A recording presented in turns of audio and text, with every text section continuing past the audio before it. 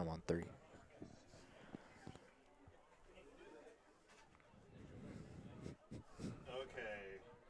Still low, isn't it? Check, check. Check, check. I can hear you. Yeah, I can hear. Can you back hear me? there? Sweet. All right, are we ready? I mean, are we done with all the other stuff, all the pregame stuff? All right.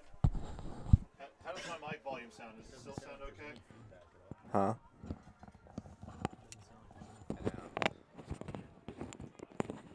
Okay. Sounded really weird.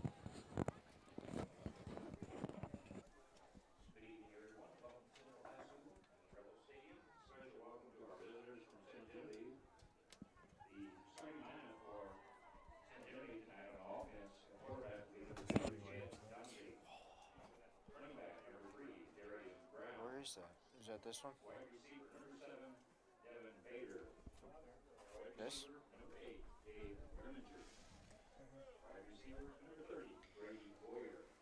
Got it.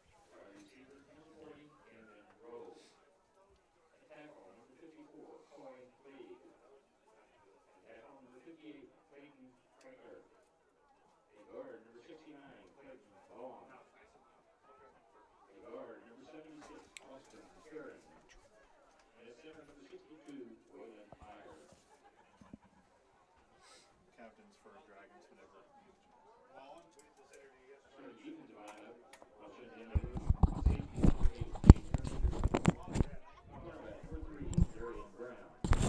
Check, check, check, check. Check, check, check. Hello? Can you hear me?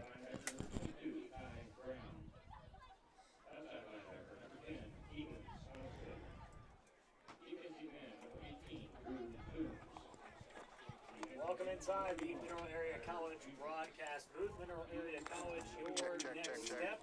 Alongside Matt Greenwood, I'm Andy Humphrey as we are set for the Class 3 District 1 semifinal round between the top seed Central Rebels and the 4 seed St.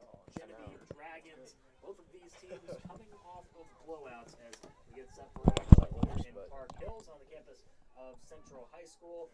And these two teams looking Need a flashlight? to advance to the championship game in Class 3 District 1.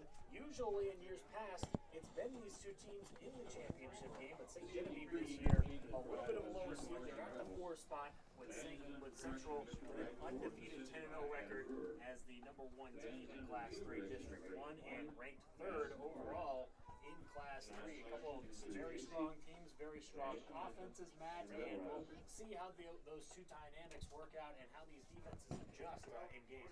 Well, they're really good. Yeah, I'm 3. Well, so, Yeah, this one's me. I mean, both these teams. If you're looking for a hole in either the defense or the offense, I haven't been able to find one yet. So this is going to be a great battle of two teams that are at their peak at this point in the season. As you mentioned, blowout victories for both of them. Central over New Madrid by like 40 some odd points. St. Gen by 30 over Potosi at home. A dominating performance there. So offensively, defensively, these teams are locked in, and that's why this.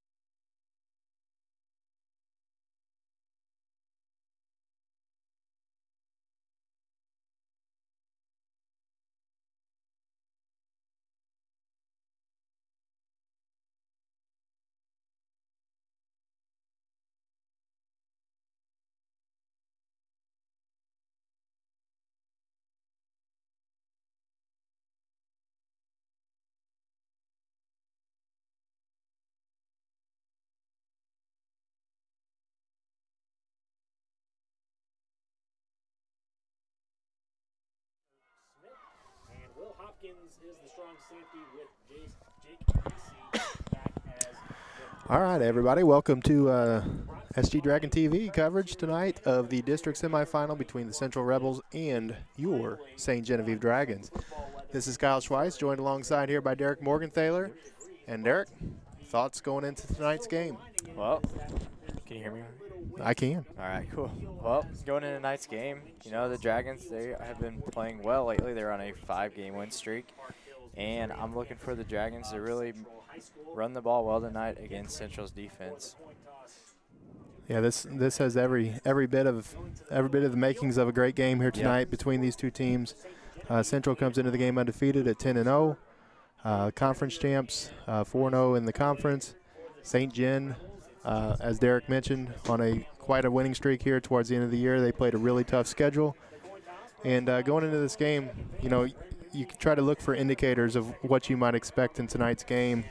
And to me, you got three things. One, you got the rematch. You got the factor that these two teams played 5 weeks ago.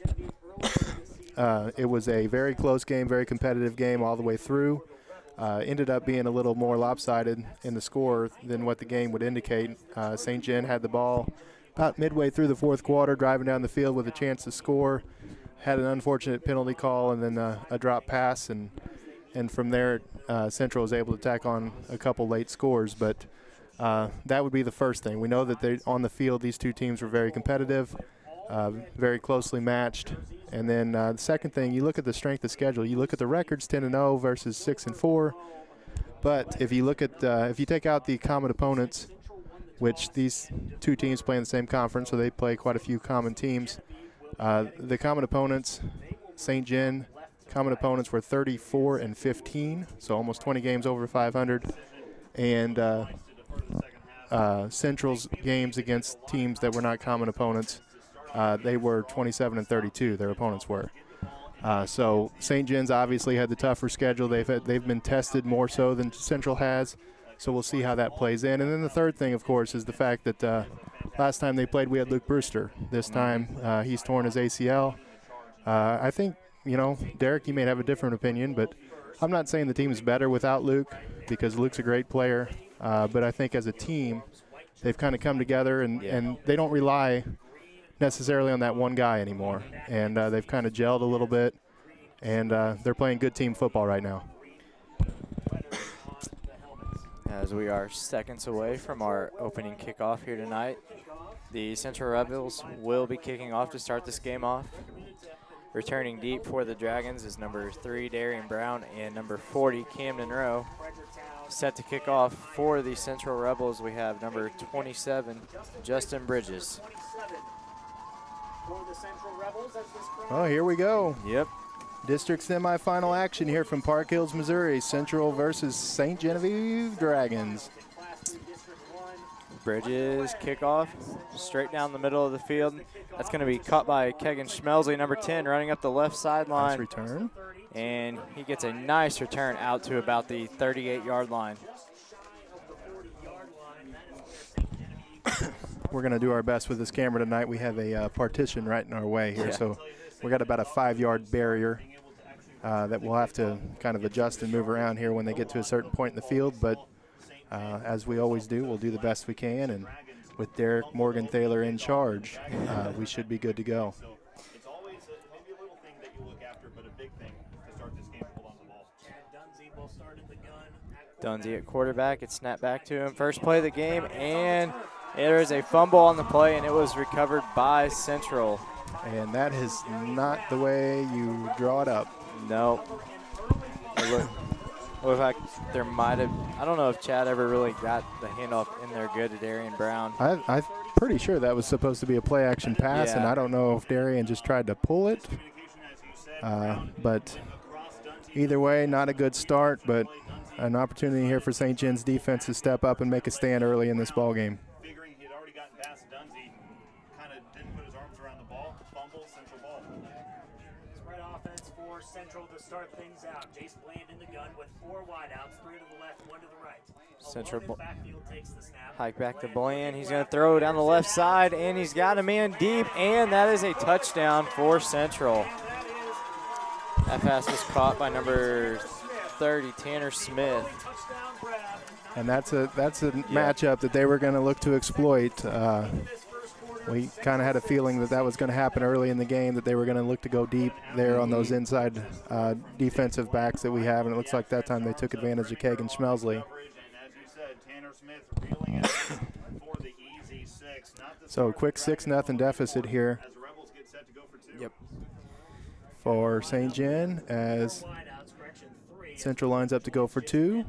Try to draw St. Gen off sides, and it looks like they were successful. So far we've got 1 special teams play, 1 defensive play, and 1 play on a 2-point conversion, and none of them positive for St. Genevieve. Not a good start to this game. And they hand it off to the left side, and they get the 2-point conversion. So after a Dragons turnover and really 1 play, the Central Rebels go up 8-0 with 11:41 left in the first. Well, that's a huge play early in this game, but still a ton of time left, and St. John's just got to settle in. You know, they've been playing really well of late, and I think in talking to the kids today, they were very confident, not overconfident, not arrogant by any means, but, you know, they felt like they belonged on the same field as Central, and they just can't let this get them down, and they got to carry out their game plan the way it was meant to and drawn up and designed throughout the course of the week. Yeah, I feel like they're not going to let that get to them at all and just come out and try to execute from here on out.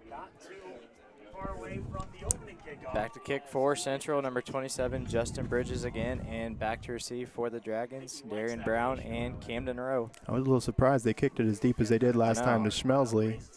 We'll see if they change up this game plan here. Nope. They're going to challenge him. Kick it even deeper. Camden Rowe's going to catch it around the 10-yard line, bringing it up the middle of the field, makes a cut, and brings the ball out to about the same spot as last time, around the 36-yard line. Another good return. Yeah, it'll be interesting to see if they continue to kick deep here against St. Gen. They've got a lot of talent, a lot of skill, a lot of speed and ability back there in the backfield when they're on their kickoff return team. So the Dragons start around the same spot as their last drive, around the 35-yard line. Dunsey at quarterback. Looks like they're going to hand it off to Brown, right side. Stiff arm, gets around a guy, and he picks up about maybe a yard on the play. Yeah, that offensive line is going to have to do a better job of getting push up front. Looks like they got driven back there. They're coming out with a 2 tight end set. Central moved to a odd man front about 3 weeks ago due to some injuries that they had.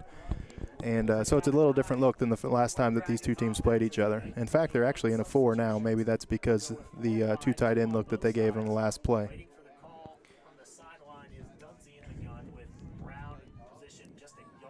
Dunsey picks up the call from coach on the sideline. And it looks like the Dragons are going to have a receiver go a little too early.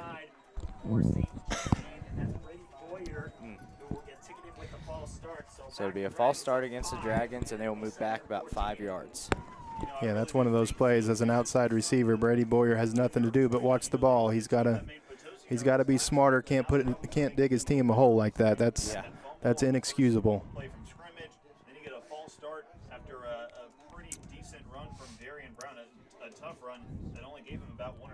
10:36 left to go here in the first quarter. Dragons come out in trips left with Boyer, Rowe, and Grimminger on the far side, and Bader here on the near side. They hike it back to Dunsey, fakes to Brown, throws it a little too high, intended for number 40, Camden Rowe. That was definitely the plan. One of the plans coming into the day was get Gabe and Camden and Darian in space out there on the edges of the offense and try to put pressure on those defensive backs at Central. So after the incomplete pass, it brings up a long 3rd down, 3rd and 14 to go from around the 32-yard line. Dragons come out, same formation. And Dunsey pump fakes, rolls out to his right. He's going to throw back over the middle. He's got Grimminger down the middle, and that is caught around the And 25-yard line. wouldn't you know it, Nice that catch. it happened right in that 5-yard zone that I was Yep. telling you about earlier. And literally followed him all the way till he got right to the block spot. So a big pickup on a nice pass from Dunsey to Grimminger moves him all the way down to the 26-yard line. I was even telling Derek a while ago, I said, man, you know, as long as we don't have a big play that happens to end right at this spot, we'll be okay. And sure enough, we had a big play that ended right at that spot. So hopefully that's not a sign of things to come here tonight. Dragons come out 2 by 2. Dunsey looking over to coach, getting the play call. Brown behind him in the backfield. They're going to fake it to Brown, throw out wide. Ooh. The pass was broken up by number 2. I believe that's Will Hopkins of Central. Boy, they read that. Yeah. He was sitting right on that there. bubble route. That pass was intended for number 40, Camden Rowe, here on the right side. Bring up 2nd and 10 from the 26-yard line. Yeah, it's interesting to see the adjustments Central's made here. They got the 2 tight ends early in the game, and now they're back to the regular spread look. And looks like Central, as of right now, is back in that 4-man front, even against the spread. So we'll see how Coach Sherry and Coach Wyke want to attack this. And like you said, they've been trying to get Rowe and Grimminger involved early here. And it looks like St. John's going to take a timeout here with 9:46 left to go in the first. We'll take it with them with 9 minutes and 46 seconds to go in the first quarter. Central 8, St. John nothing on J98. Okay. And that'll give us an opportunity to give our first sponsor of the game. The first sponsor is Wholesome. Our mission is simple: to be the most respected and successfully operated company in our industry, creating value for all of our stakeholders. Achieving our mission involves a commitment to the following: innovative solutions for our customers, employees with a passion for performance, an open and collaborative corporate culture, a forward-looking organization, a culture that promotes sustainable development, and long-term financial performance. Wholesome is a very proud sponsor of St. John Athletics and St. John athletes and its entire school district. Go Dragons. Also, we have Barley Automotive. If you're in the market for a new or pre-owned car, check out Barley Automotive. Barley's is a family-owned, family-run business that has been a staple of the community for decades. For a high-quality car and a high-quality service, come see us at 791 St. Genevieve Drive. We are a proud sponsor and supporter of our local schools. Go Big Green. And here we go. 2nd and 10. And look like Darien lined up on the wrong side. And Dunsey ends up getting back about to the line of scrimmage. So that's going to be up a 3rd and 10. Another miscue by the Dragons here. Looked like Darien lined up wrong, but Chad, as quarterback, he's got to see that. You know, he was right on the right side of him. Looked like he was supposed to be on the left side, and he should have noticed that before the snap. So now that brings up a 3rd and 10 for the Dragons from the 26-yard line. 9:10 left to go here in the first. Dragons have 3 receivers out to the left. That's Boyer, Rowe, and Grimminger. Bader on the near side, all by himself. Snap back to Dunsey, fake to Brown.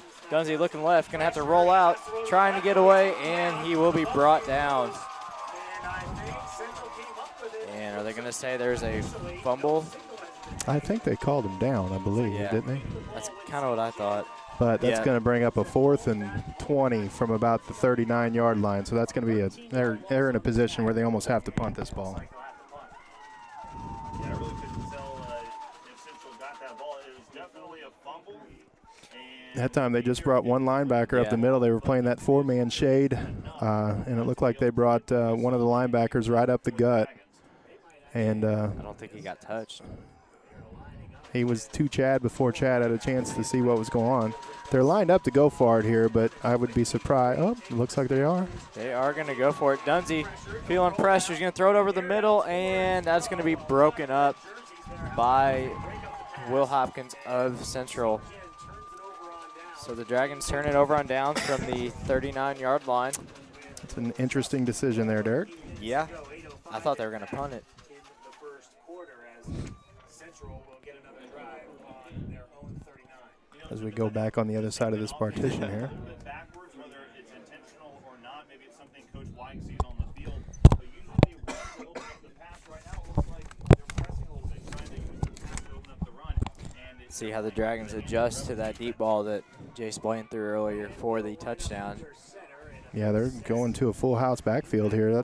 They hand it off to Welch up the middle and maybe gets a yard on the play. Good job by Nick Robinson and Ty Brown And I think for the tackle. I think the Dragons will take that all night if Yeah. they're going to run that tight formation and try to pound it up the gut. You know, that's something that was a calling card for of Central for years, about 3 or 4 years ago, but they've kind of moved away from that.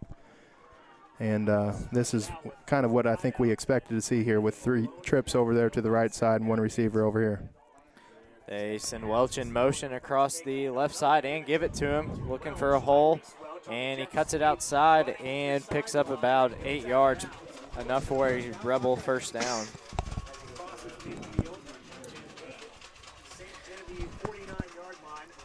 We got some homemade maracas in front of us. So hopefully all of you are getting a chance to hear that as well as we are. And Derek and I are excited about it. And we like maracas. Yeah, we love them. They're very soothing. Oh, yeah. Nothing I'd rather listen to. Spend your Friday night listening to maracas. So Central comes to the ball, trips left, first down from the 49-yard line. They send Welch in motion across the right side, and another sweep. And good job by, look like number 44, Isaac Boyd, and Wade Hahn to get there and bring him down after a gain of about 1. And again, this is what we expected to see from Central. Spread it out, run to the outside, not try to pound it up the middle. And St. John's going to have to do a good job on the edges of their defense and forcing that contain and allowing their inside pursuit to come in and help them out. Bring up a 2nd and 9 from the 48-yard line. Rebels in the shotgun. He's going to keep it running to the left side, and he's going to pick up about 8-9 yards on the play. Enough for a Rebels first down again, I think. Yep, they gave it to him. So another first down for the Rebels. St. John's going to have to dig deep here. They can't let themselves get down 2 scores here early in this game like they did the last go-around. Last time they actually scored first, but then 21 unanswered points by Central got them up in the toward the end of the first quarter. But here we go again, tight end, 2 back, so. Blaine's going to hand it off to Welch on the left side, makes a cut, and is finally brought down by number 22, Ty Brown, and number 17, Matt Hurst. But he picks up about 15 yards on that play, and that's enough for another Rebel first down. This is what Central does best. They just run right at you. They can run around you if they need to as well. And Tyrese Welch, as we mentioned, is going to get at least 15 to 20 carries at this pace. He'll get Dragons D really needs to dig deep right now. Here we go with that 3-back set here for Central. And they give it off to number 38 up the middle, and he picks up about 5 yards on that play.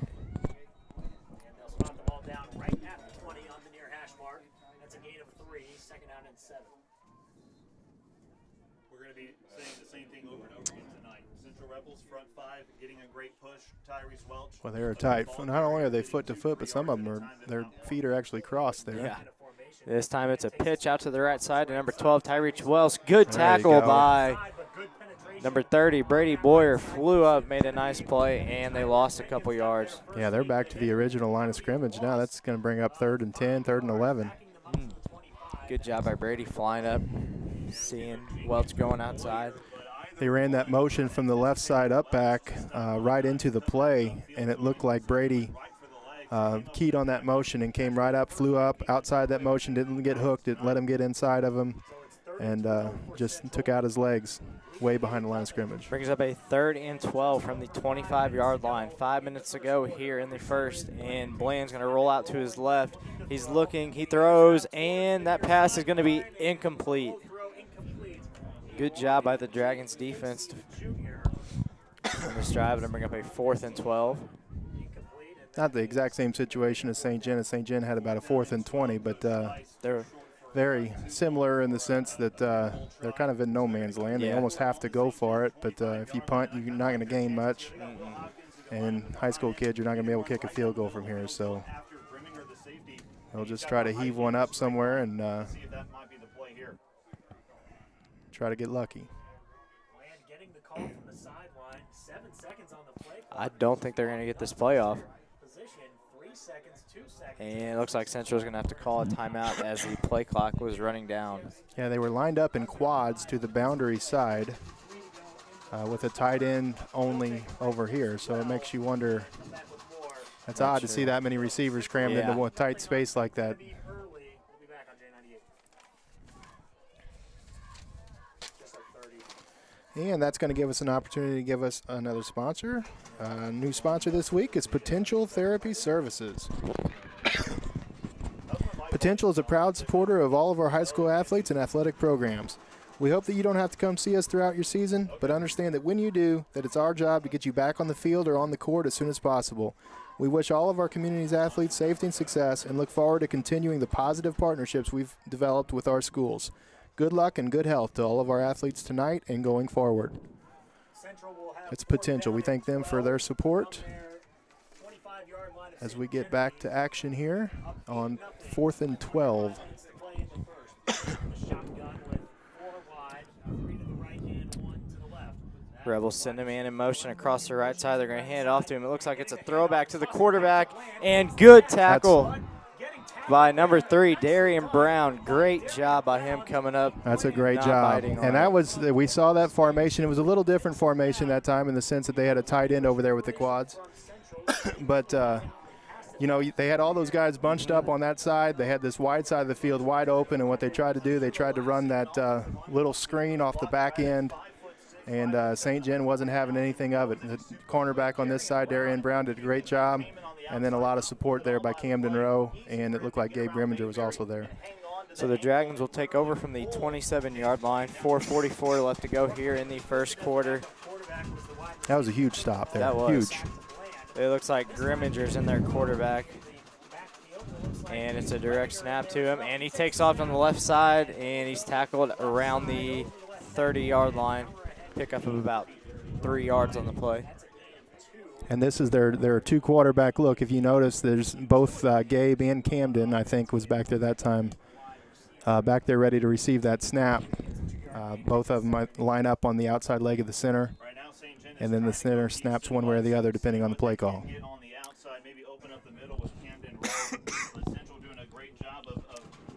Dragons come to the ball, 2nd and 7, 4:10 left to go in the first. They send Brown in motion, and as Grimminger's just going to follow a couple lead blockers on the right side, makes a spin move, still going across the middle, and he's going to pick up a Dragon first down right around the 38-yard line. Well, when they get that formation with that motion, that's a whole lot of traffic there going through there, and it's hard to follow the ball and know who has it and what's going on. But Derek did a good job of telling you what was going on all the way on that play. Yeah, he was following about 3 or 4 lead blockers out there, and just Gabe's so shifty, it's easy to lose him. Grimminger looking for the call from the sideline. Dunsey is out wide to the far side. Snap back to Grimminger. Looks like he's going to hand it off to Darian Brown up the middle. Takes off. Good speed burst. And he's hit pretty hard out around the 48-yard line. He exploded past that initial line, and he went to cut on the next set of defenders, and as he went to cut, he got off both feet, and somebody tracked him down from behind, and went down pretty hard, but a good strong run there by Darian. He's quick. Yeah. Dragons come out, Toombs and Boyer on your near side as they're going to fake a handoff to Brown. Grimminger's going to keep it up the middle and fall forward for a Dragon first down. That was a good job by Gabe. He had the 2 guys kind of on him. He just fell forward and picked up the first down. Yeah, they got Central kind of back on their heels right now. This formation's kind of got them not knowing exactly what to expect. I know when they see Grimminger back there in the backfield, they're not expecting him to throw. They're keying on the run, but even when you key on the run, you have several different options when you have Grimminger back there. Quarterback's an option, and then you have Camden Rowe and Darian Brown both back there, both over 600 yards. So Dragons still in that formation. They are going to fake the handoff to Darian Brown. Grimminger, he's going to be hit way behind the line of scrimmage by number 22 of Central, and that would be a big loss. Loss of about 4.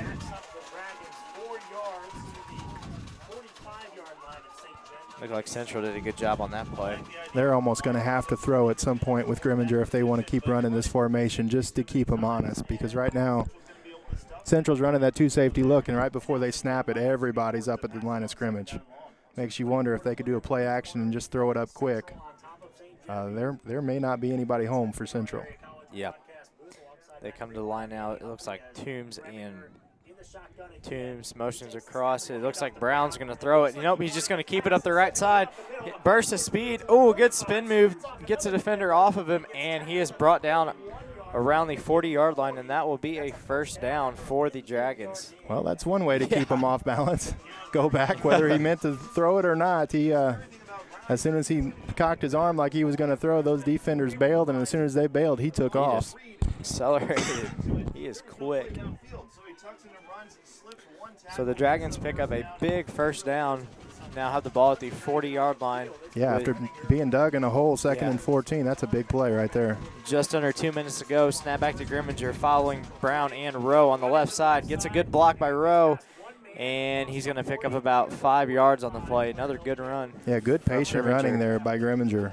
Really waited for those backs to block to get in front of them as I move around my barrier again. We're starting to say the same thing for the defense whenever they get into the backfield, and that's Ethan Weiss and Holden Mayberry. Just over a minute left to go here in the first quarter. Dragons facing a 2nd and 5 from the 35-yard line. And now it looks like Darian Brown's going to take the snap. Brown and Rowe in the backfield. They send Grimminger in motion, though. And it looks like Brown's just going to follow some people. Oh, we got flags coming out. Well, it looks like he might have had the edge there, too. I know. There might have been 1 or 2 guys out here, but that will be a false start. That'll push him back 5 yards to a 2nd and 10. Yeah, it looked like when they ran that motion out there, they had him outflanked here to the right side, and Darian looked like he was going to have some room to run there, and somebody must have jumped offside. He definitely would have picked up a first down. Coming up here, it's been all runs. Brown and Grimminger mixing it up a little bit, and hey, look where St. John is. They are on the central side of the field, only down by 8 with a chance to keep it close. Looks like now we're going to have, I'm not sure who's in quarterback right now. Looks like Grimminger, Brown, and Rowe all in the backfield. We knew we were going to see a lot of people take snaps tonight. As Gabe takes that snap, takes a handoff to Brown, kind of stumbles, still going though, as he broke a couple tackles and picks up about 7 yards on that play, all the way up to the 33-yard line. Took a forearm to the back of the neck, head area there. No call, but he got up, seems to be doing fine. 16 seconds left to go in the first. I don't think they're going to try to get a playoff. And it looks like they might try to. 6 seconds, they're coming to the ball. 3 seconds, and they're going to get it off. And Grimminger's going to follow some blockers out here on the right side. Oh, and he picks up a first down, but there is a flag thrown right around the line. I am not sure if they called a cut on Central or a hold. Looks like on St. John. Yep, it's going to be looked holding. Like somebody went down low at one of the St. John players, but he might have got thrown there. And I think that hold's probably going to be on number 18, Drew Toombs. But you saw St. John really rush to get that play off. They really felt like they had a lot of momentum. They kind of had Central back on their heels. Wanted to get one more crack at another play there. Good, successful play. That hold happened well after the play had passed them, so probably didn't factor into the play itself, but 10-yard penalty nonetheless, and we will go back down to the other side of the field, which means we have to go back to the other side of this barrier. It's always something every week, Derek. I know. Just so you know at home, Derek has whined and complained every week because it's been so darn hot in these press boxes. And tonight, heat is not a problem. No. He promises he will not whine one time. I won't. All right, now we have a message from you from Fleegs Farm. In 1963, Fleegs Equipment was founded as a family-owned and operated business in St. Genevieve, where it remains to this day, selling exceptional equipment such as Case IH, Hustler Turf, Vermeer, Cub Cadet, Massey, and many more, helping with all your family and lawn needs. Service from the time you enter the door or pick up the phone is taken to heart. At Fleegs Farm Equipment, we ask that you let our family serve your family. Go Dragons! All right, now we're back to action here. Dragons facing a 3rd and 13, and the Dragons will go have a false start. Holy cow, that is number 4. If you Yeah. count the defensive offside, that's 1 defensive offside and 3 false starts on the offense. That is just not acceptable here for Coach Weich's offensive squad. These penalties are just really hurting us. That was Last time St. Jen big sexy. Yeah. Mr. Drury that time. Looked like he went. Getting a little early start. Somebody else went on this side, so picked up a first down. Wound up Dragons, on down, so I look for Coach White. they had a 3rd and 3 at the end of last quarter, now facing a 3rd and 17 after the hold and false start. As Grimminger's just going to hand it off to Brown up the middle, fighting for every yard. He picks up about probably 4 yards on the play, and that'll bring up a 4th and long from around the 40-yard line. We'll see what they do here. This is almost the exact same part of the field they went for it with 4th and 20 last time. So Right. it makes you wonder if they have any faith in their punting game or I would, snapping game. I don't recall any problems the last couple weeks, so I'm not quite sure what the situation is here. It looks like Chad's going to drop back a little deeper here. Chad is the quarterback, but he's also he can also do some punting as well. So as he's going to punt it, it's a high punt down the right sideline. good And bounce. Not a good bounce. not a very good bounce, but that lands around the 20-yard line. And that's a lot better than giving them Yeah. that ball at the 43-yard line like they did last time. So Dragons defense stood tall in the last drive. Let's see if they can do it again on this one. Down 8. I got the dry air here. I can't hardly speak a sentence without know. coughing. It's always something. One week we complain because it's hot, then we complain because it's dry, then it's too cold. My mom said she could hear the maracas. Hi, Mrs. Morgan Taylor. Rebels come to the ball on the 19-yard line. They are going to hand it off to a back up the middle, and he's going to fight for about 5 yards on the play. 4 yards. That was Tanner Smith on the carry. But again, that's something St. Jen's more than happy to do. Let them run that 3-back set. Let them try to pound it up the middle.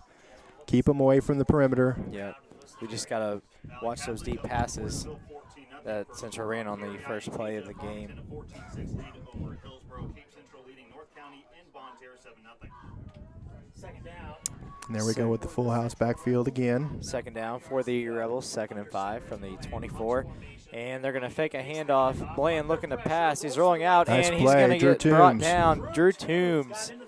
Great job putting pressure on him and brought him down for a sack. Yeah, I think that's one of the areas that St. Jen's got a real advantage is that defensive line working against Central's offensive line.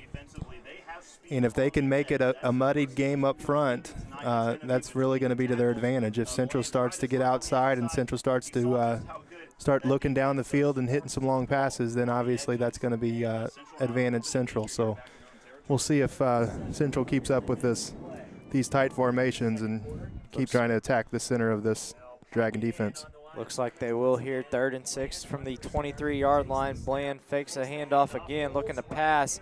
He's throwing deep over the middle and incomplete. That was intended for number 30 of Central. That is Tanner Smith. I think it was on target. I just And don't know Tanner Smith that was knew a what direction to turn his head. really hard pass, and I'm not sure the Central guy really knew where it was. Yeah, he was running right up the middle. He was almost in a perfect line with the quarterback, and that's the toughest ball to try to catch because no matter which shoulder you look over, it's hard to pick up the ball in flight, and you're running full speed. So not a Good. very high percentage pass. Good job by the Dragons defense as they force a punt here on 4th and 6. Yeah, after a shaky start, they've really settled in here and have kind of asserted themselves on both sides of the ball, really. If you take out the penalties, which obviously you can't do, but move the ball very well against Central. And this punt is going to be not returned by Darian Brown as that goes out of bounds at around the 49-yard line. So good starting field position, really, for the Dragons. Yeah, just kind of traded punts there. They only lost about 7 yards after the exchange of punts. That's pretty good when you're already in the opponent's territory. So we'll take that every day. And with 9 minutes and 30 seconds left in the second quarter, we got the ball down by 1 possession. You think the Dragons will come out and maybe try to pass the ball a little bit more on this drive, or you think they stick with the runs? I don't know. I think they might stick with it for a little bit until Central adjusts. They still got those 2 safeties back there. They are coming up with those 2 safeties, but until and you see now that you'll notice they only got 1 safety in the back there. So as Grimminger keeps it left side, makes a cut up the middle, and picks up about 3 yards on the play. So we'll see now that Central's made that adjustment here at the first play of this possession. We'll see if they come back with Dunsey or they want to keep trying. They did get 3 or 4 yards on the play. So Darian Brown gave Grimminger, they faked to Brown, they rolled Grimminger outside. That's where he does all of his best work. A lot of fakes out of this offense. yeah, this is almost like watching Hillsborough offense right now, the way they're playing. Now they have Brown and Rowe in the backfield with Grimminger coming in motion across the right side. Hike back to Brown, following his blocker, Rowe. Ooh. Gabe gets hit hard going to block as Darian does pick up a first down. But Gabe is the biggest guy out there. And you know, they always say as a blocker, it doesn't matter how you get the job done, you just do it. Get in the way. Get in the way, and that's exactly what Gabe did. He got thrown about 7 yards, but his guy did not make the tackle because he was occupied with Gabe Grimminger. Wow. Brown does pick up about 12 yards on that play for a first down. Oh, I hope we win so I can go back on Monday and talk to Gabe about that with a laugh. Yeah. I don't think Gabe will be laughing. But if we win, I'm sure he'll get a smile out of it. He's in the backfield with Rowe and that might have been one of the best bench presses I've seen in a long time.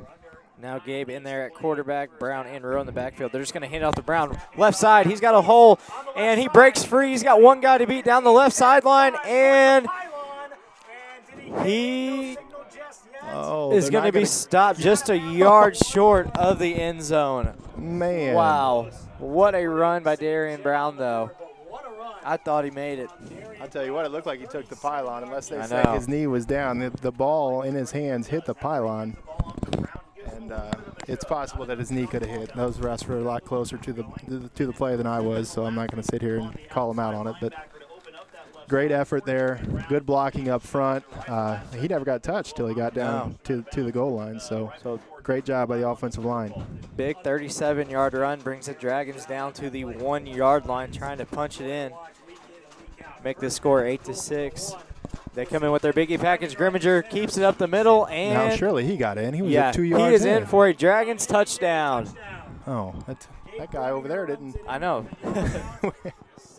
So the Dragons score with 8:24 left to go here in the first. They now trail 8-6, and you got to go for 2, try to tie it up.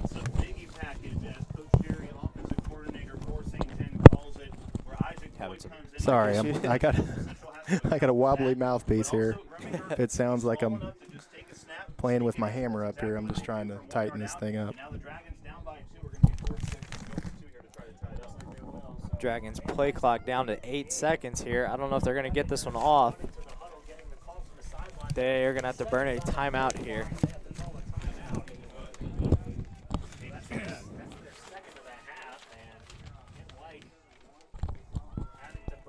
Okay, and once again, we'd like to thank Wholesome. Wholesome, it's our mission. It is simple: to be the most respected and successfully operated company in our industry, creating value for all of our stakeholders. Achieving our mission involves commitment to the following: innovative solutions for our customers, employees with a passion for performance, an open and collaborative corporate culture, a forward-looking organization, a culture that promotes sustainable development, and a long-term financial performance. Wholesome is incredibly proud sponsor of St. John Athletes and the athletic programs in its school district.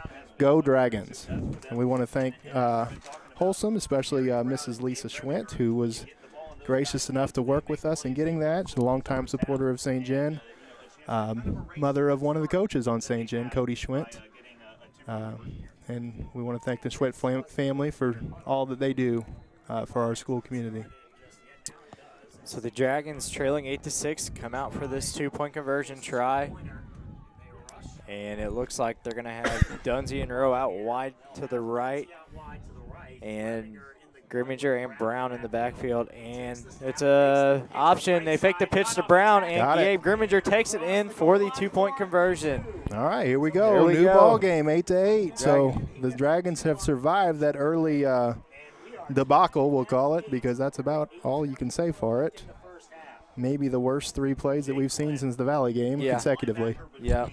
But they overcame those plays, and now the game is tied at 8 with 8:24 left to go here in the second quarter. And you can really see the life over there on the sideline for St. John. They now they know they belong. I think they, like I said earlier, I think they knew going into the game that they matched up well with this team, and I think they were very confident in their game plan. And now I think after that start, they're back to feeling good about themselves and their chances here tonight. Number 10, Kegan Schmelzy back to kick off for St. Genevieve, as back to receive deep for the Rebels is Tyrese Welch and Dustin. And the Dragons might have got that kick. I think the Dragons recovered it. Just a little pop-up and it will be St. Genevieve football after that high kick from Kegan Schmelzy. And Central had an opportunity there to call for a fair catch. They did not. Instead chose to field it. And by the time he got his hands on it, there was about 4 St. John players there ready to hit him and knock that ball loose. And it was actually Kegan Schmelzy, the kicker, that came up with the ball.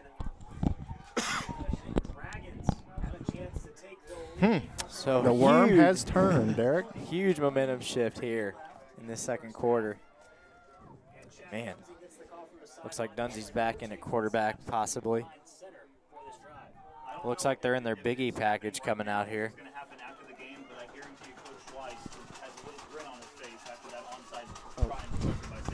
Coach Schwartz, take this one. All right, here we go. Handoff here to Camden Rowe, and Camden Rowe gets tripped up. Looks like a gain of about 2 yards. Bring up 2nd and 8. As Derek, the maestro on the computer. Had to get that second fix quarter. The quarter. We are in the second quarter. We got about I gotta fix 8 minutes left. I gotta fix that score too. Whoops. My bad, everybody. There goes your nickname of maestro, Derek. 8-8. Hey, while we got a minute, I want to give a shout out to all the people at the American Legion Hall. I know there's a lot of you that watch and listen there. So thank you for tuning in. Hope you're nice and warm there at the Legion Hall. As they hand it off to Isaac Boyd on the left side, keeping those feet moving. Not going to pick up much, though, as he was met by 2 Central defenders around the 41-yard line, 42-yard line. So 3rd and 8 from the 42-yard line. For the Dragons, do you try to go with a quick pass here, or do you try to pick a first down up on the ground? I think, well, you got 2 plays here. I mean, as long as you get positive yardage at 3rd and 8, I think you're looking at a 4-down situation in Central Territory. So I think your playbook's wide open as of right now. 3 seconds on the play clock. Dunsey calling for it, gets a snap, looking to his right. He's going to throw. It's tipped up in the air and incomplete for Gabe Grimminger. That probably would have been a first down. Yeah, he had the completion for sure. Would have been about 2 yards short of the first down, but probably would have been able to run pretty easily and get that first down. But not to be, so it's going to be 4th and 8, and we're right back in that exact same spot where we've been 2 other times. Yeah. So we were here 2 times, and then Central was right here, I think 1 or 2 times earlier. But last time we converted and got the first down, so we'll see what happens here. Dunsey all alone in the backfield. Dunsey, he's just going to punt it away. And that's a good punt. Yeah, good roll. All the way down to around the 5-yard line. Well executed there by Chad. That's a great punt by Chad Dunsey. Pinned the Rebels deep. Yeah, that was the right call last time. If you recall, they went 3 and out. We got the ball back almost in the same spot of the field, and then we drove it down the field. So we'll see if we can get a quick stop here and get the ball back even further up the field this time with the poor field position that Central's starting with. Welcome back inside the Mendenhall Area College broadcast booth. We're tied at 8. So the Central Rebels take over from the 6-yard line. 6:48 left to go here in the first half. Dragons defense looking for another stop. Central's got a long way to go, and they hand it off up the middle. And good job by the Dragons D-line there. I don't think he might have gained a yard or two. Yeah, looks like Isaac Boyd's right there again. Looks like Nick Robinson was there. There's some big bodies there. They're going to have a hard time. That's going to be tough sledding for Central if they choose to go there. I know I keep saying the same thing, but you know, this is the matchup that St. John wanted right here. Oh, yeah. Bring up a 2nd and 8, 6:19 left to go in the half, and they're going to hand it off up the middle again. No, they kept it on the left side. Jason Bland, the quarterback, takes it out of bounds. I got tricked. I thought he handed it off to one of the backs, but he kept it, and he ran for a gain of about 15 yards. 7. Yeah, those defensive ends are going to have to do a very good job of staying disciplined, letting those big guys in the middle clog up the inside. Don't worry about being an all-star and making those plays on the inside. They've got to keep contained and make sure that they don't have that bootleg or that option keeper. Yeah. So 1st and 10 from the 24-yard line as Central hands it off up the middle this time. And again, only a pickup of about maybe 1 yard.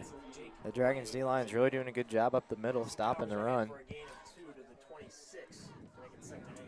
Bring up a 2nd and 8. So first Central goes inside with the run, then they go outside, then they go back to the inside. Let's see what they come with here if they keep with that rhythm, the outside-inside rhythm. 8-8 between the Dragons and the Rebels. Under 6 to play in the first half. Rebels come to the ball facing a 2nd and 8, and Bland's going to fake a handoff. Tyler Jenkins pressuring, and he's got Tyrese Welch wide open down the left sideline, and he's dragged out of bounds at about the 46-yard line. I'm not sure if that was a blown coverage or what happened, but he got pretty wide open down the left sideline. That's a tough play for any defense, especially when you're geared up to stop the run. They run that 3-back set, and then they sneak a back out of the backfield. And typically when you're stacked to stop the run, you're locked up in man coverage. That leaves the linebacker with that responsibility. That's a tough ask. So this time the Rebels just handed up the middle again, and that play stopped after a gain of about 2 yards. I think they ran it like 4 times at the middle of this drive and only got like 2 yards on each of those carries. So. But what they've done is they've used it kind of as a decoy, and then you'll see them now they're faking that play on 2nd and 3rd down, and then coming over the top with a pass or sneaking the quarterback on the outside. This time Bland keeps it up the middle, and he's going to have enough for a Rebels first down. Just like you said, they fake it, and then he just keeps it up the middle. So Central really moving the ball on this drive. I may have pneumonia, Derek. Really? Yeah. Oh, gosh. I got some coughing issues going on here. Lungs are a little hurt. I don't know what happened. It's all that secondhand smoke I'm taking in since you're up here smoking it up here. Yep. Nice play. Good job. Bland kept it on that one. And he picked up about 2 yards. Ty Brown in on the tackle for the Dragons. Oh. I thought Jenkins had the I did too. Tackle at the line of scrimmage there. I think he pulled it out at like the very last second. He could have.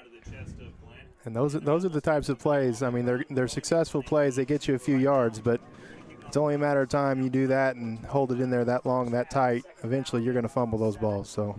Now they're going to pitch it out to the right side to Tanner Smith, and he picks up about 5 yards on the play. It'll bring up a 3rd and short for the Rebels. We're in my spot again. Gosh.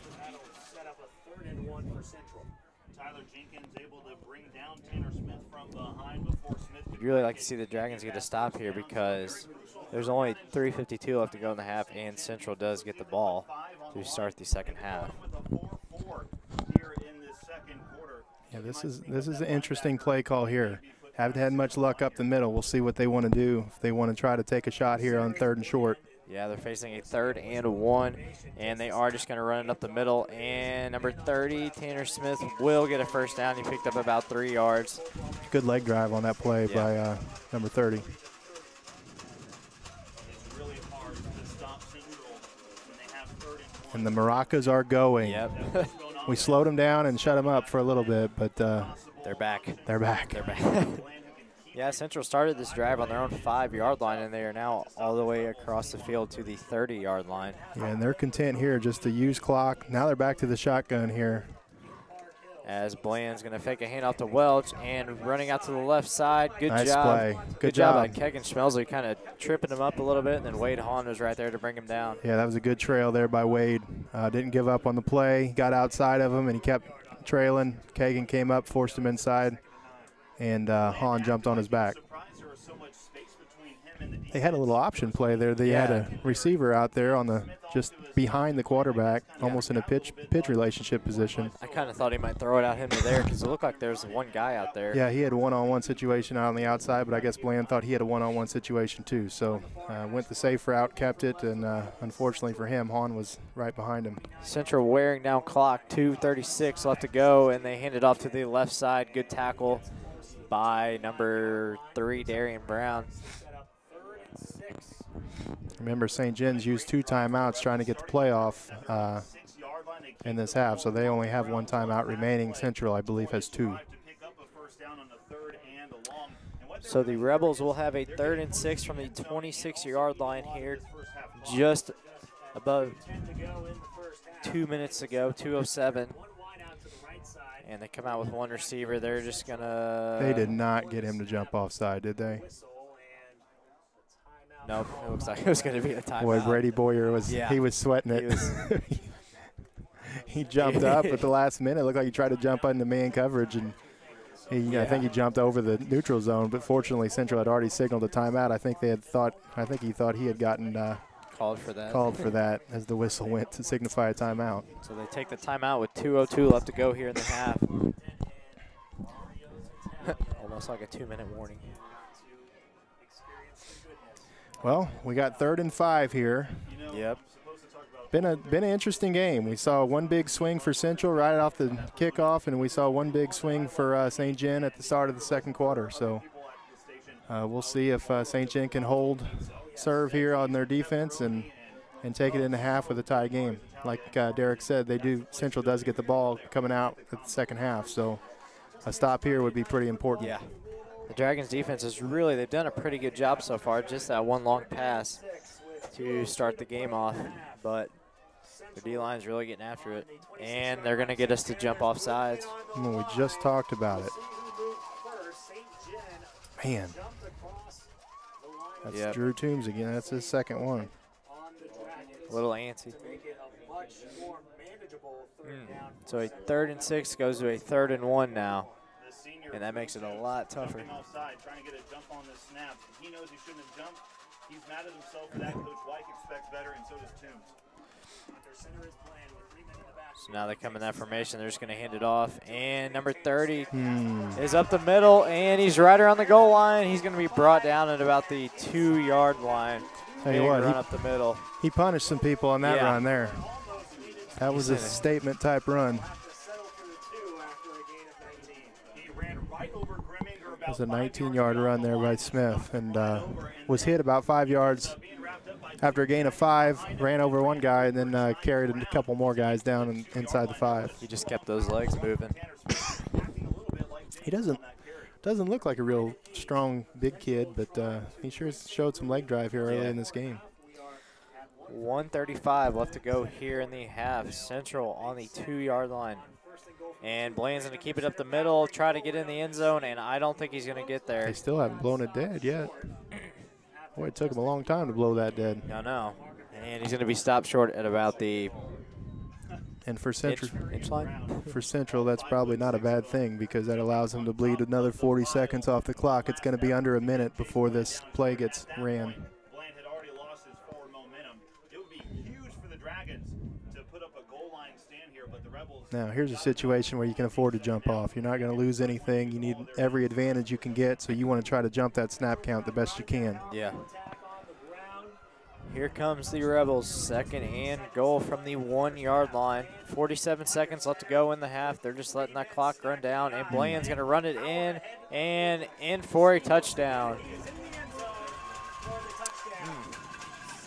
41 seconds left. Central takes the 14-8 lead, and now we'll see if they elect to go for one or two here. Yeah, big pile there. Saint's got the better push, but Bland, his height, all you got to do is put the nose of the ball across the line. He reached above everyone. And it does look like they are going to go for two. Yep. As I say that, somebody comes out with the block. So they look like they're just going to go for one now. Dragons are going to have 41 seconds to try to do something. I don't know.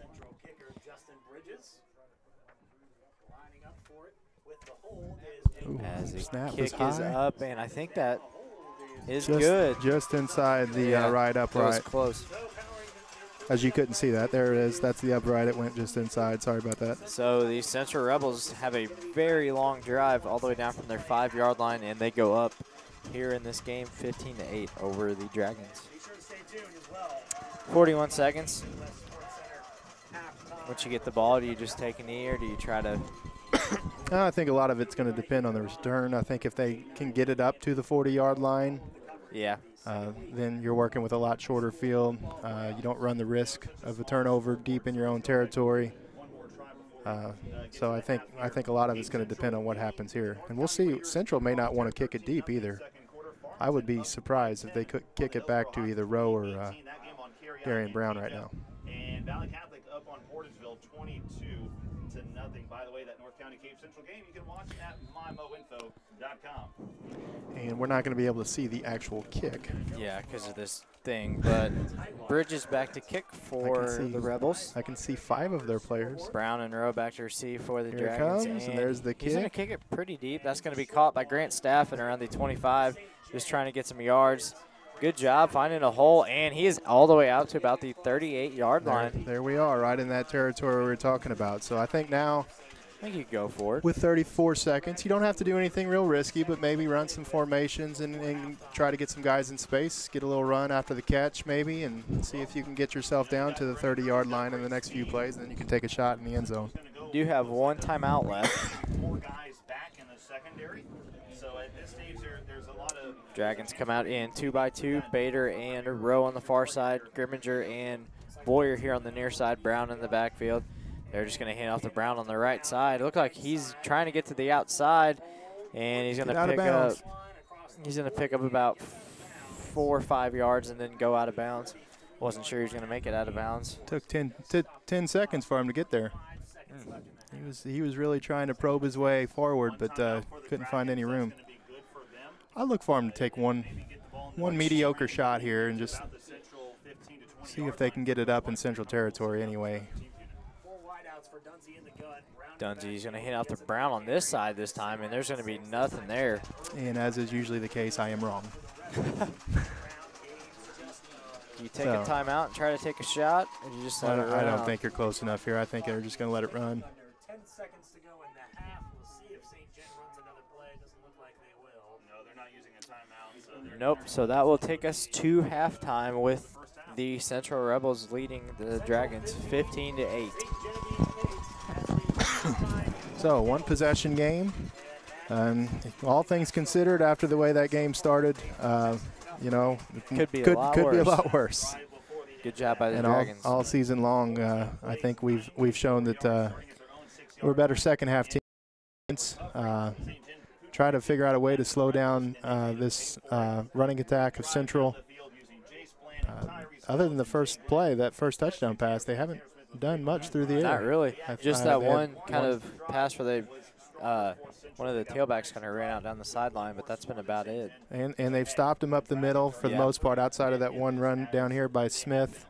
They did gouge him for a couple runs on the outside. Welch and Skaggs both had some runs on the outside. So all in all, I think it's been a pretty evenly matched game. Yeah. That turnover at the very beginning of the game, and that's the very next play, Central getting the touchdown. That's looming large at the moment. And that was that extra drive we're talking about. I think Central and St. Jen would have been even we'll come back with about 5 minutes left here. I'm going to have to go to the concession stand and get me some water, or I may keel over. So, All right. we will be back in 10 minutes.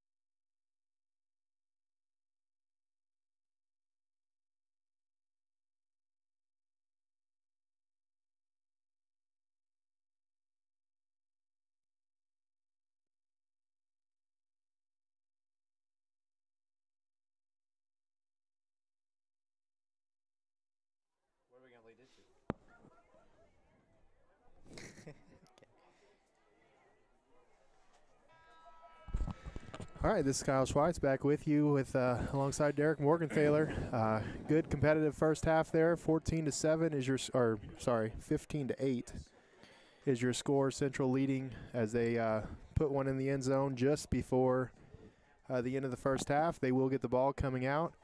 And Derek, observations in that first half? You know, besides really just the early deep ball by Central and maybe a couple other big plays, the Dragons defense has really done a good job stopping them, except that last long drive, and I just look for them to keep doing it. Yeah, and that last long drive, they stuffed them up the middle several times, but like we talked about, they kept on second and third down, they would fake that inside run, and then they would either come outside with the quarterback keep or with Welch around the outside edge and busted it for a couple big plays. And Tanner Smith had that big run down here at the 20-yard line. But they controlled the ball for the last 7.5 minutes of the first half, minus the last 40 seconds. So that's something that Central has prided themselves on for many years: ball control, ball possession, and really making the other team wear down over time. We'll see how St. John comes out and responds to that drive here in the first half, as their defense is going to get another crack at them right off the get-go. Yeah, and for St. John on offense, I think they should stick with keep mixing up the formations, running it with Grimminger, Brown, and Rowe, and just trying to find holes. Yeah, it just makes you wonder, though, if they're unable to really stretch that Central defense. And when we pointed out that they started with that 2-safety look, and they stuck with it for the main part of the game. And I guess it's the beginning of the second quarter, because that was the last time we had the ball, but they started to bring that safety up into the linebacker position, and we had trouble moving the ball again. So as long as Central continues to move that safety down in the box, at some point St. John's really going to have to try to stretch and push the ball down the field. And whether they do that with one of those guys quarterbacking, or whether they go back to a conventional spread offense with Dunsey at quarterback, somehow they're going to have to figure out a way to get the ball behind that defense.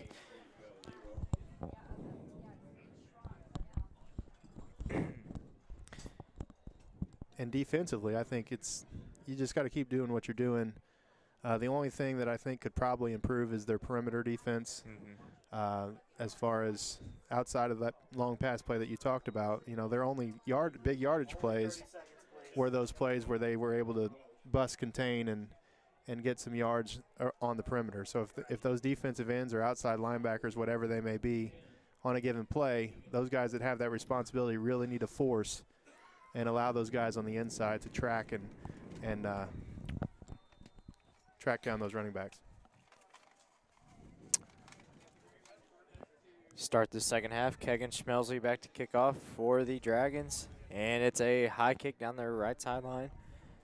Caught by Welch, returning it up the middle, looking for a lane. And he's on his feet still, out to the 35, and he's brought down around the 36-yard line. Can you hear me all right? I can hear you. Can you hear me? Yeah. I can hear you. You know who can hear us, Derek? Who? Those people watching at the LJC Hall. Yeah? They can hear us. They like the sweet sound of Derek Morgenthaler. Oh, I'm sure. We want to thank them for their loyalty, as I know they're there every week watching us. So shout out to you guys at the LJC Hall tonight. So the Rebels will take over from the 37-yard line. They are moving the chains. They set up too far, maybe, or didn't even have them set up at all. Looked like I'm they were not set sure. up about. I think they were on the wrong yard marker. I think they were on 41 instead of 36. So Central will take over from the 37-yard line to start this second half. Dragons defense really looking for a stop, and Tyrese Welch got the handoff. He was hit at the line by Nick Robinson. Good job by looked like Brady Boyer out here, finally knocked him out. It wasn't ideal. They could have had him stop there a little closer to the line of scrimmage, but busted out. Looked a little dangerous there for a minute when you see that guy getting out around the edge. But they really did a good job sticking with it, bringing him down for a minimal gain. Yeah, they only picked up 3 on that play. And they now have the ball on the 40-yard line. Dragons defense played pretty well the last half. Just had that, as we talked about, one big long pass to open the game off. And that turnover, that botched Yeah. handoff hurt. Ooh, good play. Good job by Brown. Ty. That was a big tackle because it looked like he had a lot of room. He did. He had a big hole there, and Ty just knifed in there at the last minute and really took out his knees. Good job there by Brown. Bring up a 3rd and 4 for the Rebels from the 43-yard line. That's a very long 4 yards. Yeah. It's more like a 3rd and 5, it looks like to me, but it is what it is. They come out in that. And look for. They send a man in motion to the left side. They're just going to pitch it out to the left to Welch, trying to get to the outside, and he's going to have enough for a first down and about 5 more yards after. He brings it all the way down to the 47-yard line. Boy, just like Darian Brown, he's got so much edge speed, and he can really accelerate and turn it on very quickly. He's cold. Coach Nix just came into the booth, and Coach Nix realizes we have heat, and Coach Nix probably will not leave. Probably not. I wouldn't. So the Rebels, after the first down, had the ball at the what? Oh, yeah. My bad. There you go. As they fake a handoff, Jace Bland's rolling out to his right. He's going to throw over the middle. He's got Welch for a big gain, and he's knocked out of bounds by number 8, Grimminger, around the 25-yard line.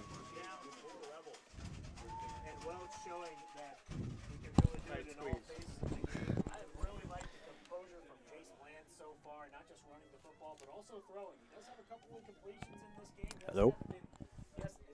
How's it going, guys? Hang on, I don't know if we can hear you. Talk again. Check 1, check 2. I don't think I can hear him. I don't think we got you. Bring up a 1st and 10 for Park Hills, and good job by, look like number 22, Ty Brown on that tackle. Maybe. Or Wade Hahn. Now can we hear you? Or is he on? I don't think so. Oh. Whoops. Bring up a 2nd and 11 for the Rebels. 9:50 left to go here in the 3rd. And they're going to hand it off. Good job by Drew Toombs. Stop that play. Ooh, ball came out.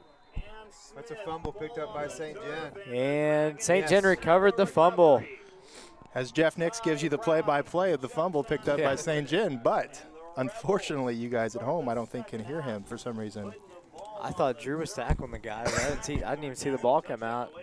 It looked like he tried some sort of option there, and he pulled the ball. It flipped end over end after that. Yeah, I can kind of hear him. You might have to eat it. That's okay. That was big right there. Huge turnover. As the Dragons now have the ball at the 28-yard line after the Central turnover. Grimminger in there at quarterback. They send Brown in motion across the right side, and it's just going to be a keep. He's trying to cut it outside. Kind of didn't know which way to go around that blocker, and he's going to be tackled for a loss. All right, Coach Nix, while we have a chance here, thoughts about the game so far? Well, just standing over there talking with Dr. Lindsay, and we both kind of agreed that after fumbling the first play of the game and them scoring on the ensuing play, after that happened, if you'd have told me we would have been down 15-8, I would have been pretty happy with that. So, now we got an opportunity here down by a touchdown with the ball to tie things up. And this is an important drive right here, and I guess you could probably say that about just about any drive. As Grimminger takes off toward the left sideline, and he's going to be brought out of bounds after maybe a pickup of a yard. He ran about 50 yards, but unfortunately he was going the wrong direction. There seems to be some miscommunication between our running backs and our quarterbacks tonight. I think that's the 3rd or 4th time tonight that I've seen a busted play like that. And it looked like he was supposed to run a counter, maybe a read play there, and Darian went behind him instead of in front of him. And I've seen that several times tonight. And there's some sort of miscommunication going on there. And now Dunsy's back in with the spread formation. And he gets the snap, looking out to his left. Quick throw out here to number 30, Boyer. And he tries to get upfield, and he only picks up a couple yards. And that'll bring up a 4th and long, and the Dragons will have to punt. And as the Dragon punting formation comes out here on the field, Coach Nix, athletic director, wrapping up the fall season here, football and cross country, the only 2 sports left. Talk a little bit real quick as we watch this punt. Talk a little bit about the volleyball team and some of the successes that they had this year. Well, I think they ended up being, if I remember right, they were 25 and 8 and 2, somewhere around there. They ended up with a district championship. It was a back-to-back district championship because we won it last year as well, but that's the first time we've had a back-to-back championship since 1992-93, I believe it was. It was either 92-93 or 93-94. But anyway, it's been a while since we had back-to-back championships, and they were able to go out and beat a very good Herculaneum team at the district championship, and that was the first time that we saw Herculaneum this year, and they impressed me a lot. But we played really well that game and won, which got us into the sectional game, and played Rosati Kane, played really well at times against them, and ended up winning 2 sets against them. That took us to the quarterfinal game against Lutheran South, and Lutheran South is the returning Class 3 champion and is just a tough team. And you know, I felt like we played very scrappy that day. I feel like we played well and gave them a good battle, but man, it was mistake-free volleyball for Lutheran South. And I don't know how they did today down at Cape at the state championships, but I would assume that they're probably going to be competing for the state championship tomorrow. Yeah, it's tough to compete against those teams. And we also had some good individual accomplishments. I shouldn't say good, some amazing individual accomplishments this year with Avery and Drew, which we'll talk about after this play. 2nd and 5 here for Central. Flips it out to Hopkins on the left side, makes a cut.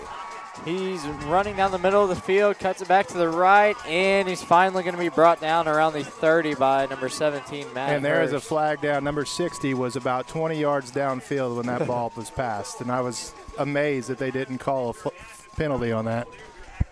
And apparently it's on St. John, so apparently they didn't see number 60 20 yards downfield. Personal foul. Ooh, that's a big one. I think when you watch that one on film, you're going to wonder why in the world that wasn't a penalty on Central, but it was not, and we move on. Well, I'm a little biased, but I was standing over there by the end zone when they got that touchdown right before the half, and I can tell you that ball did not cross the plane.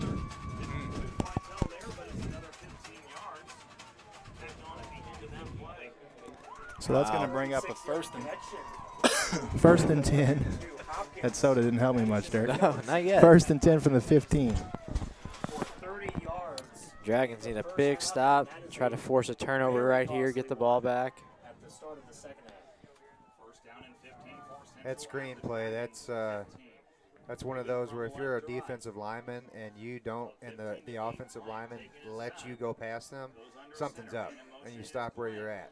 You don't go after the quarterback, and they all did. They scrambled after the quarterback and left that screen wide open. And back when Coach Schweiss and I used to coach, that was one of the most frustrating things. We would try to tell those kids, if he's letting you go, there's a reason why he's letting you So go. close to breaking it open. Yeah, it's easy to say it, but when it's happening live speed and you fight to get at the quarterback all night long as a defensive lineman, you finally get a chance to get to him, and you see blood in the water, but really you're the one that's got egg on the face. Absolutely. Rebels pick up 6 on that gain. They're going to hand it off to number 38 on the left side, and he's going to be brought down just shy of the goal line at around the 2 or 3 yard line. Bring up a 3rd and goal for the Rebels. Yeah, Glenn got a lot of carries in that first half and didn't really have too much success. Yeah, the momentum has switched drastically since that Very good setup that opening stop by St. John. for this Central offense as they try to go up by 2 scores. See what the St. John defensive front can muster here. I'd look for Tanner Smith up the middle here. And he handed it off to number 38. And he's in for a touchdown for the Rebels. So that's going to make it 21-8 with 5 minutes and 51 seconds to go here in the 3rd quarter. And as they line up to go for their point after, we'll get back to Coach Nix here. Avery and Drew, both seniors. Avery Reed, a middle hitter, also played defense this year for us. And Drew was setter all the way around. Talk a little bit about those two girls and what they were able to accomplish this year. Well, they both set school records, and you know, anybody that went and watched this year, watched us play volleyball, knows that both of those girls were lucky to have each other. Avery is just an outstanding middle hitter, and Drew an outstanding setter, and one couldn't have been as successful without the other one, and you can say that for both. So, you know, Drew, you can only be a so good setter and have so many sets if you've got somebody like Avery that's going to put the ball on the floor. And the same way the other way around, you know, Avery's a nice tool to have, but if you don't have anybody that's going to set, then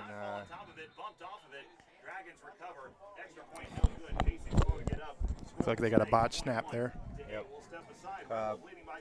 But, you know, it's good to have a player like Avery, but if you don't have anybody that can set her, then, you know, you're not able to use her like you want to. But they, like I said, they were lucky to have each other, and because they had each other, and because of the type of offense we ran with that 5-1, they were both able to set the kill record with Avery and the assist record for Drew, and did so pretty early in the season. So congratulations to both of those girls. They had tremendous seasons and were just hot all season long, and were a big part of why the Dragons were able to have the success that they had this season.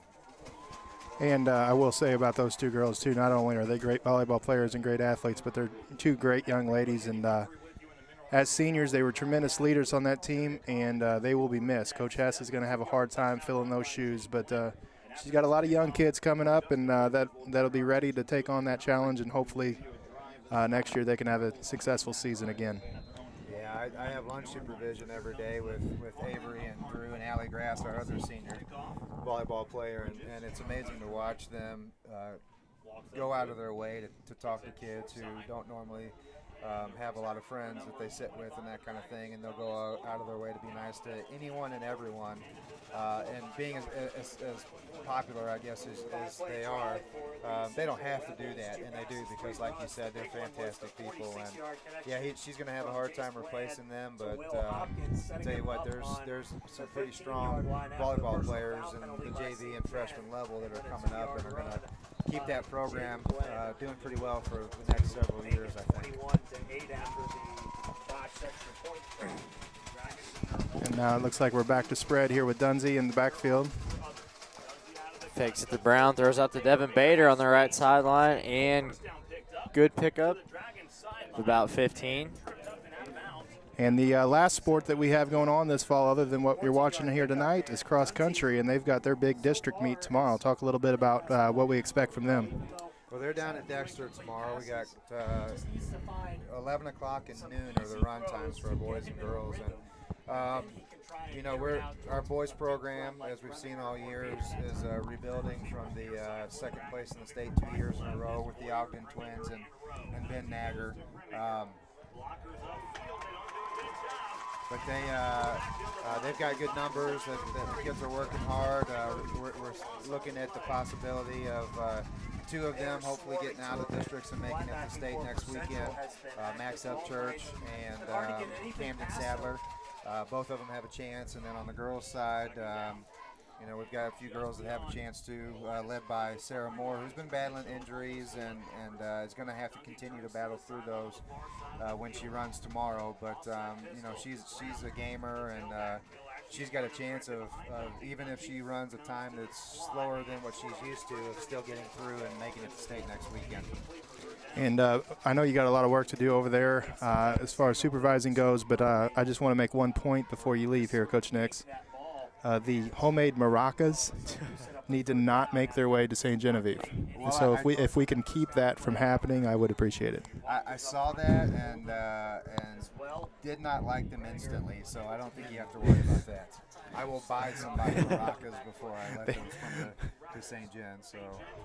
And not only are they auditory impairments, but they are also visual impairments, as they have gotten in the way of our camera several times. So. Nice. But anyway, it is what it is. It is what it is. But we appreciate all you do, and congratulations on another successful fall season. And we look forward to talking to you next go-around probably about some basketball and some wrestling. All right, you bet. Thanks for having me, guys. All right, and that's Coach Jeff Nix, Athletic Director of St. Genevieve.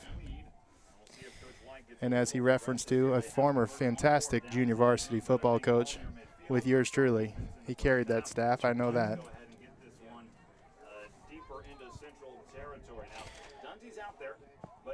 All right, so it looks like we got 4th down here, and we'll see if they decide to punt or go. They're going to punt. Nice punt, Chad. Good punt by Chad. That's going to roll out to about the 7-yard line. That's been a successful play for us tonight. Yeah, it has. 3 times he's done it, and all 3 times inside the 20 and 2 times close to the 5. And pretty successful with it. That's the 2nd time that he's gotten it inside the 10. So 4:32 left to go here in the 3rd quarter. Dragons trailing 21-8. Defense really needs to stop on this drive. Yeah, they gave him a long field. They flipped field position, if nothing else. But we're down to 4.5 minutes, and we saw in the first half that Central has the ability to really wear that clock. Yeah. So we need to keep them from moving the sticks. A couple at the line or behind the line plays would be helpful.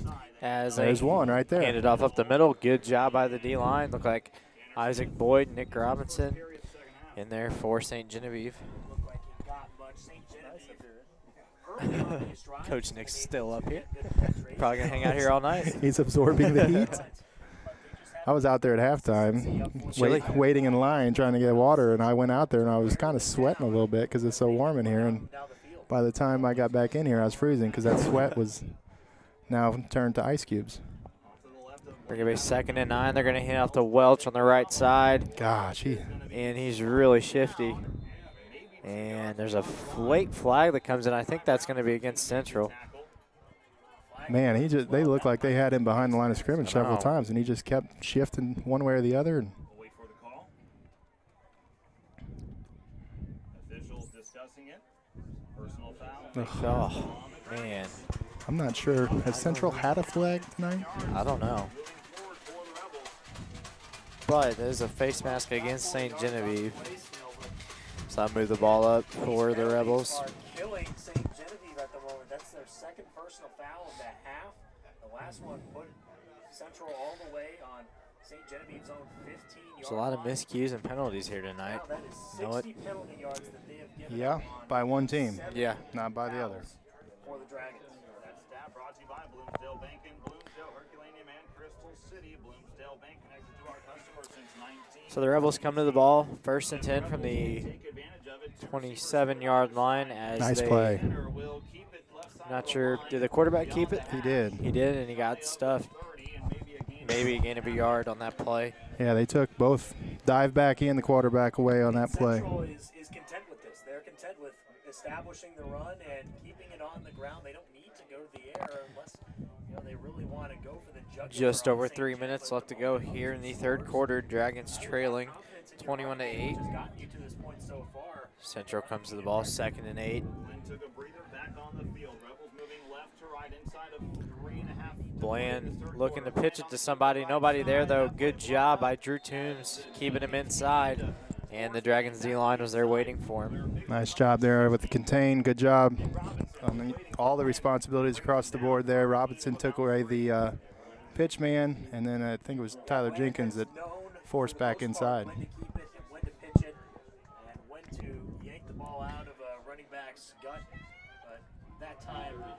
Big play here, 3rd and 6.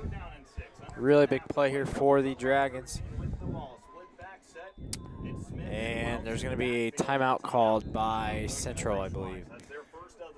Yep. Surprised at that defensive look that they were showing there. I wonder if they knew something based on formation. Central had Casey Jake, number 1, lined up way out here. Brady Boyer was playing about 7 yards up, jumped up at the last minute into like a press bump man coverage, and Grimminger came all the way over to this sideline, which normally you wouldn't want to do with giving that the entire field basically a 10-on-9 advantage. But as soon as he jumped up there, Coach Weiss from Central jumped out and called timeout. So that might have been the intent of that play, was to go to number 1. We'll see what kind of adjustment they make here in this huddle.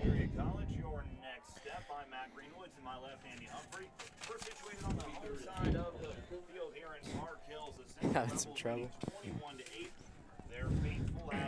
I'm having all kinds of trouble with everything. I got this partition here. I know.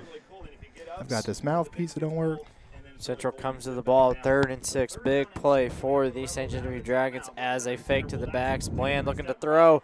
Nowhere to throw it. They can't bring him down, and he's going to get the first down. Ouch. That was a big play. Bland was looking down the field for a receiver. Nothing was there. Then he realized he had a hole, and he just hit it. Yeah, he's a big kid. Yeah. Wade Hahn finally brought him down around the 40-yard line, so the Rebels will have a first down from there. 2 minutes left to go here in the 3rd quarter. As they send Welch in motion, they're going to pitch it out to the right side. Good job by number 31, Tyler Jenkins. Tell you what, Tyler's played pretty well here tonight. He has. Brady Boyer, Tyler Jenkins, there to bring him down.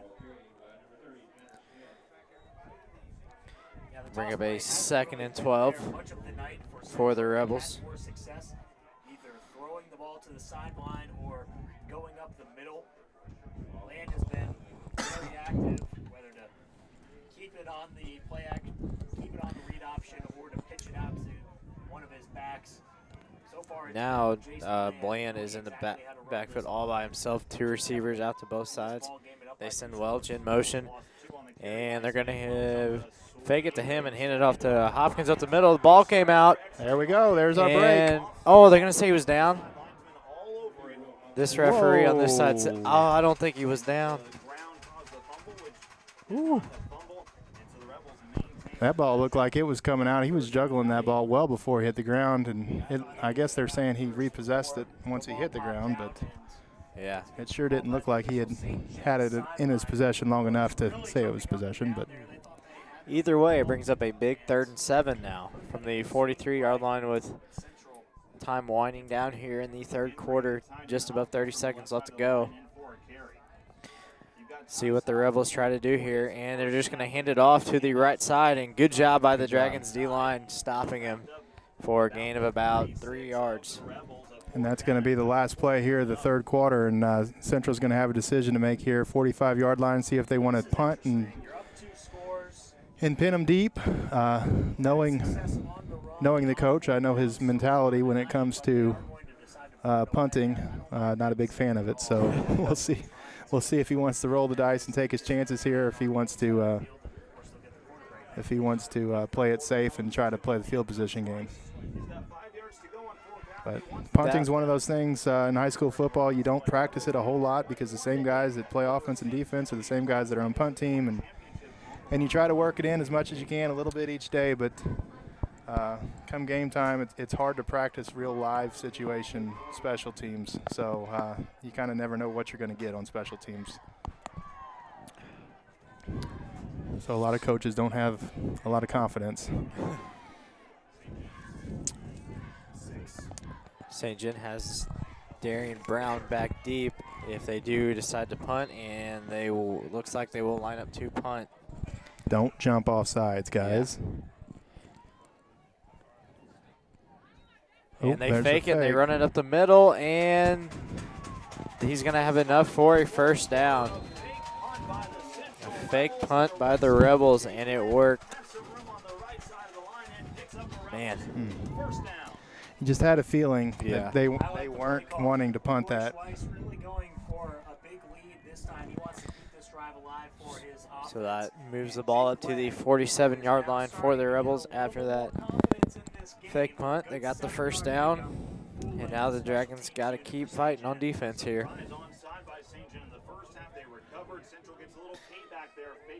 Central's going to hand it off to number 38, and a nice move, another spin move. He's got one guy to beat down the sideline. Grimminger trying to bring him down, and he's going to go all the way for a Rebel touchdown.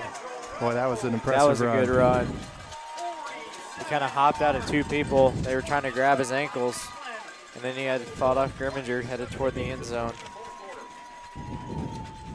That's a pretty good two-play sequence for Jake Glenn. Picking up a fourth down on a fake punt and then breaking it Brings open. our score to 27-8. Central leading over St. Genevieve here in the fourth quarter. And that was Jake Glenn. That's the same guy who just had the punt fake run. Services so far with his second touchdown in the half.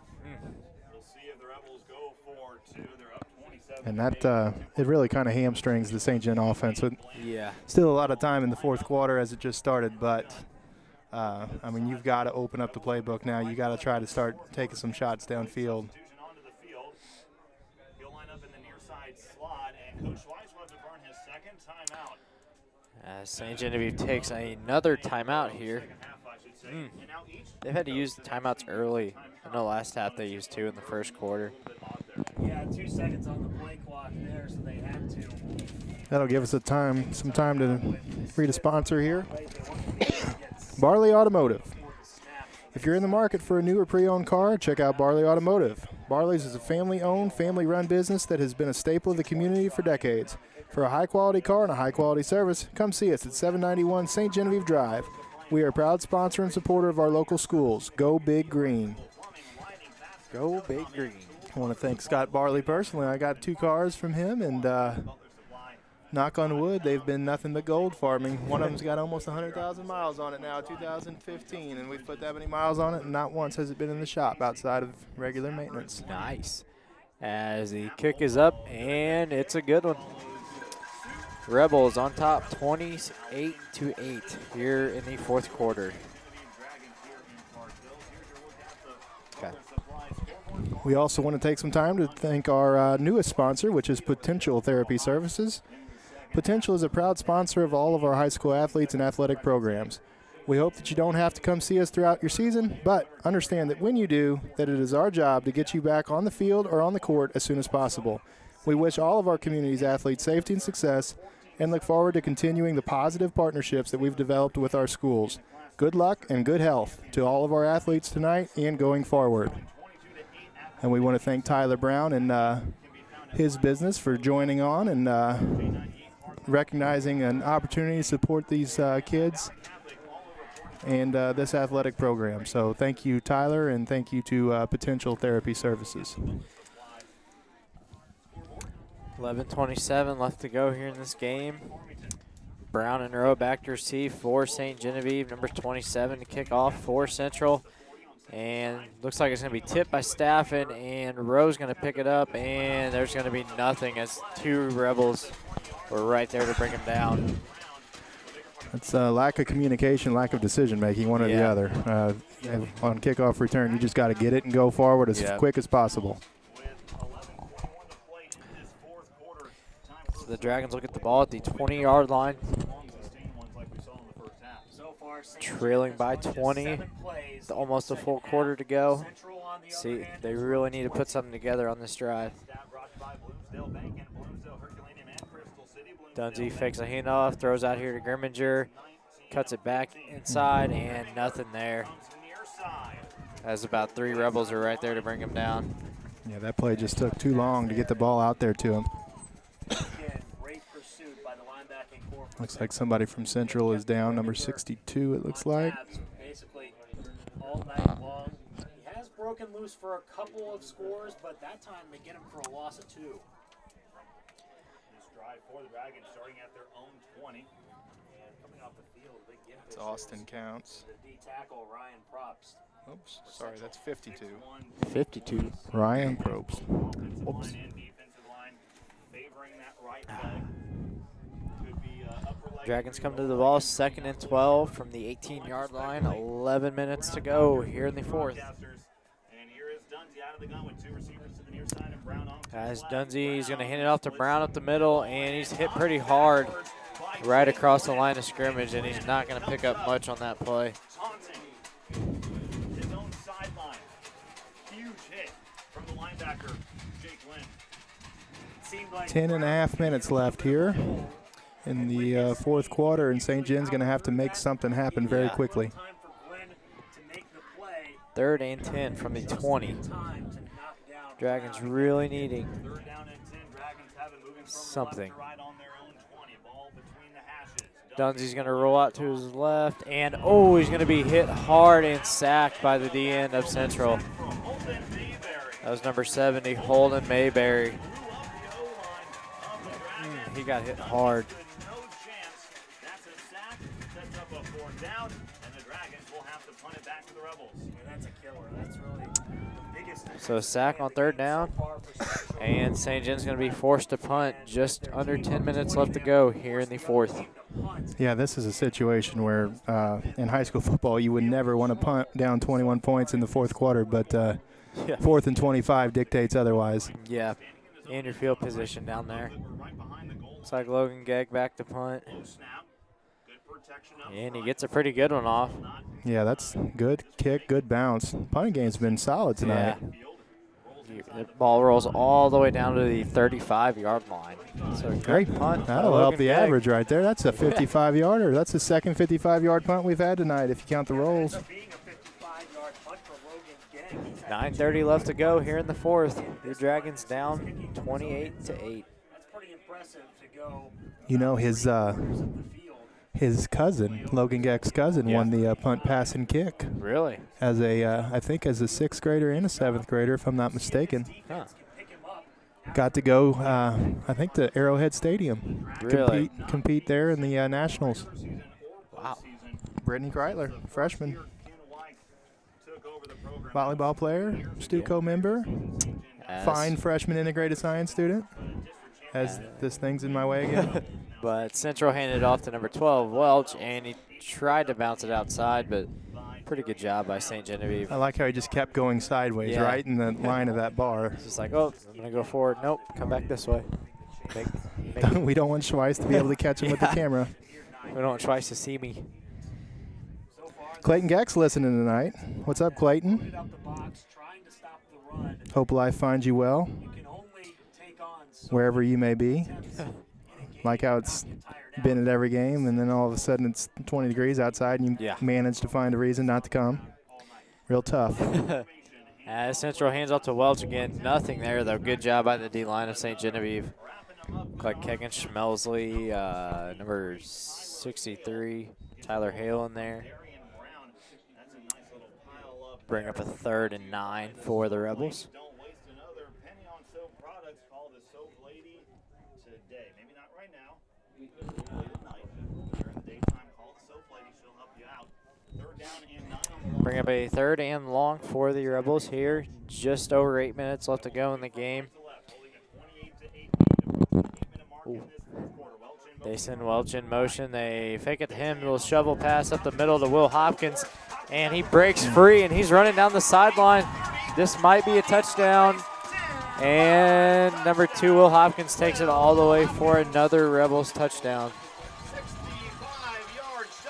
Yeah, that's about the 4th time they've ran that shovel pass, and they've had some close to breakaways and got tripped up at the last minute, and that time they got it loose. Yeah. Hopkins able to cut back to his left. Everybody was kind of keying in on Welch there, and then they just pitch it right up to Hopkins. On the jet sweep, and then all of a sudden they saw Hopkins on the shovel pass cut back to the left. That's what made that play there for Central, who now open up a huge lead. Justin Bridges on for the extra point. The holder is Casey. The snapper, Evan Sidebottom. And the extra point is good. That brings our score to 35-8. Central Rebels have opened things up, and this lead, it seems pretty insurmountable. As we had a 50 halftime score, you wouldn't. And that'll give us time to run this fine production by our broadcasting crew. In 1963, Fleeg's Equipment was founded as a family-owned and operated business in St. Genevieve, where it remains to this day, selling exceptional equipment such as Case IH, Hustler Turf, Vermeer, Cub Cadet, Massey, and many more, helping with all your family and lawn needs. Service from the time you enter the door or pick up the phone is taken to heart. At Fleeg's Farm Equipment, we ask that you let our family Serve your family. Go Dragons! I mean, the way that they have been able to show different looks to the St. Genevieve offense, or St. Genevieve. Thank you to Fleegs Farm Equipment. Wearing them down on the ground. That last play set up by the play action. As the Rebels are kicking off. Deep kick all the way back to Camden Rowe, and he's going to cut it back to the left, try to run it up the sideline. He breaks free, and he brings that all the way out to the opposite 45-yard line. Nice kickoff return there from Camden Rowe. Yeah, they certainly need it, and a special teams play can provide it for sure. And they don't have a lot of time to close down this lead. Well, good field position here. Yeah. And obviously down by 4 scores, not a very desirable situation, but big play here, maybe an onside kick, and you just got to take it play by play, drive by drive. Try to do it as quick as you can. Looks like some confusion as far as where they're supposed to line up. Oh my. I think Devin might have ran 200 yards. They get the playoff though, and it's a handoff to Rowe. We have a flag come out. I don't think we had a guy on the ball on this side. Devin wasn't lined up on the ball? I don't think so. I cannot remember a Central penalty tonight. Can you? No, I don't. I think we've had 8. I don't think we've had any. That would be 9 now. Yeah, I don't think there's been any against Central here tonight. Stop the play, but the roll of the hands there by the official means illegal formation, so they'll back them up 5 yards. They haven't yet.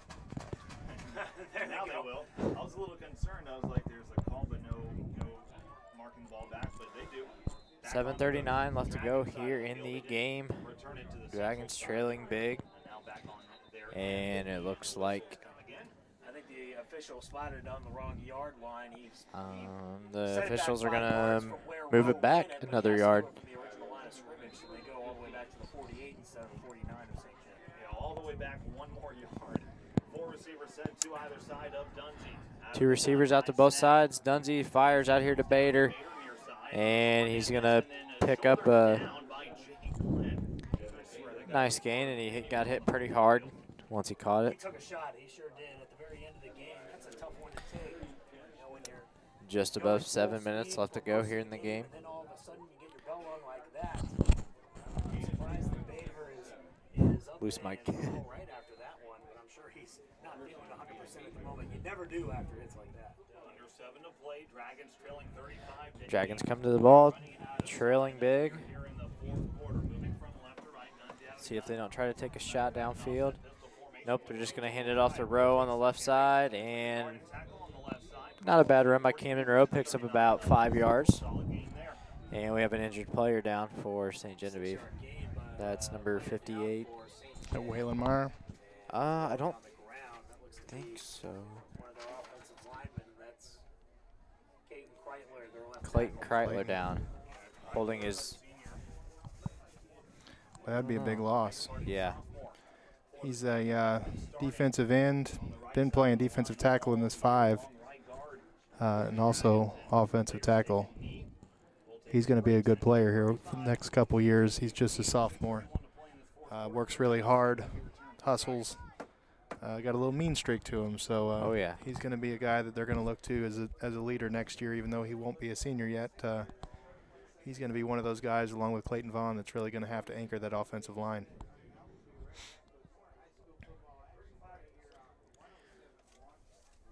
We would like to remind you guys that we will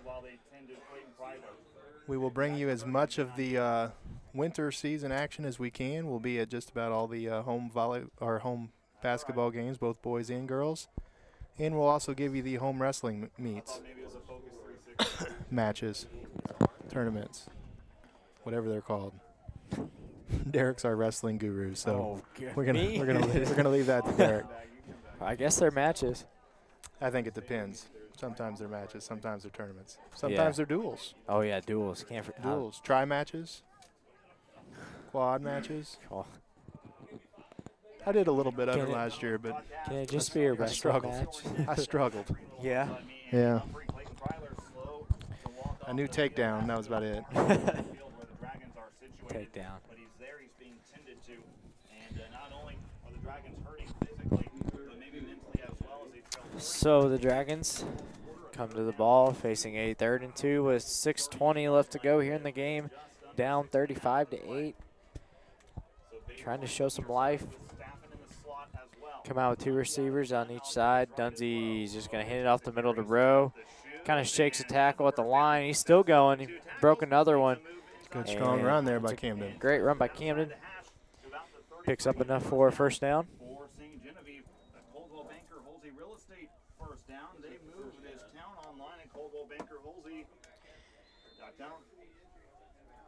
Camden Rowe, I mean, you mentioned it in the pregame. He has been a workhorse this year for this team. And you almost think that he should have gotten carries a little earlier in this one, but it's hard to Dragons take come to away the ball. from 5:50 left to go in the game. Trying to put the ball in the end zone. As Dunzy throws out to his left, that's number 30, Boyer, and he is wrapped up immediately. Went the wrong way there after he caught the Yeah. ball, didn't he? Yeah. Hard to get positive yards when you're going backwards. That's words to live by Kyle Schweiss. Can you repeat that one more time? It's hard to get positive yards when you're moving backwards. Like it. be a very dangerous player in this area for the next few years to come in Marion Brown. You never knew you could learn so much in one football season than you did working with me, did you? I've learned a lot. Just over 5 minutes, Dunzy drops back. He's going to take a shot downfield. Grimminger is his intended receiver, and he was in double. Look, 2 guys were covering him, and Dunzy threw it a little too far. Might have made too much contact and too late on Chad Dunzy. We'll see what the call is, but that's where the flag is located. And this could be it. This could be it. There it is. Oh, no, it's on St. John. Shock. The personal foul on the Dragons. Holding against St. Genevieve.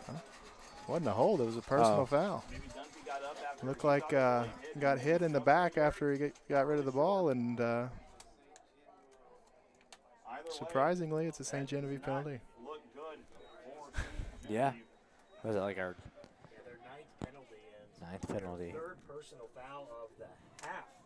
50 penalty yards just in this half. They have 30 in the first half. To make that 80 for the game, it makes it very tough to come back in a football game when you're. Now they're facing a big 3rd and 25. 3 receivers out to the right. Dunzy's going to throw it up to Bader, and he drops it right through his hands. And that will bring up a 4th and long for St. Genevieve.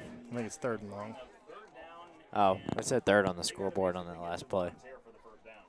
I was confused. Yeah, that penalty nullified the play last time. So These guys are tricking me. Illegal formation. It looked like not enough guys were on the line, but instead they let that play roll. 3rd and 25, Derek. Yep. Down by 28 points. What you got? What's your play call? Hail Mary. Hail Mary. We could use a few of those right Send now. everybody deep. ball on the far hash mark. Dragons moving left to right, trailing. And they're going to run it up the middle with Camden Rowe on the right side now. Ooh, trucks a guy. Oh, the ball came out. Good job, though, by number 52. Looked like recovered it for St. Genevieve. At the 40-yard line of the Rebels. Or that was number 62. Looks like Waylon Meyer. Dragons fortunate to hang on to that one. Looked like Camden was going to have a pretty nice run there. Then the ball was just on the ground. I didn't even see it pop out. Awesome play. If he had taken the football with him after 8 yards, he appears to be pretty shaken up after that one on his hands on his knees. Okay, so here we go. We got 4th down here. 4th and 16, 4th and 17. Last gasp, I would say, with the clock 4 minutes and 8 seconds left. Third down and forever, down to a 4th and 17. Rowe moves to the left side of Dunzy. 4 minutes to go here in the game. Dunzy dropping back. A little screen pass to Rowe. And, oh, Hey, look at that. They called our guy down the field. Got Clayton Vaughn down the field on a screen pass. might have been Coy Fleeg. Now the play wound up 2 yards short. They're probably going to decline that penalty. Yeah. Oh, they called him for never mind the hold? fact that he was down the field 10 yards on a screen pass, but they got him for a hold. Screen pass on the 4th and 17, ball 2 yards shy. Holding call not accepted by Schweiss. Turnover on downs either way. So a turnover on downs for the Dragons with 3:51 left to go in the game. So it looks like they're going to probably run out the clock here if they can get a first down, and it's going to bring an end to the St. John season. Quite a run here by St. John late in the season. And we talked about it early in the season, if they could just survive those first few games, because they had such a difficult stretch of games to start the season with their schedule difficulty and having a relatively young team, not a ton of experience coming back on their starting lineup. But they managed to survive. Took them 1-4 at the beginning, but they fought back, ended up with a winning season this year. They're going to end at 6-5, and unfortunately a loss here in the district semifinal, but not a lot to hang their heads on. They had a good season and really battled to the end. Fought through some adversity when Brewster got hurt. Fought through some adversity early in the season. Chad Dunsey had that rough game down in Dexter, and he really battled back and was really a leader on this offensive team. As Central is going to go, I think we're going to have a false start. There it is. There it is. We finally got one. First Central penalty of the night.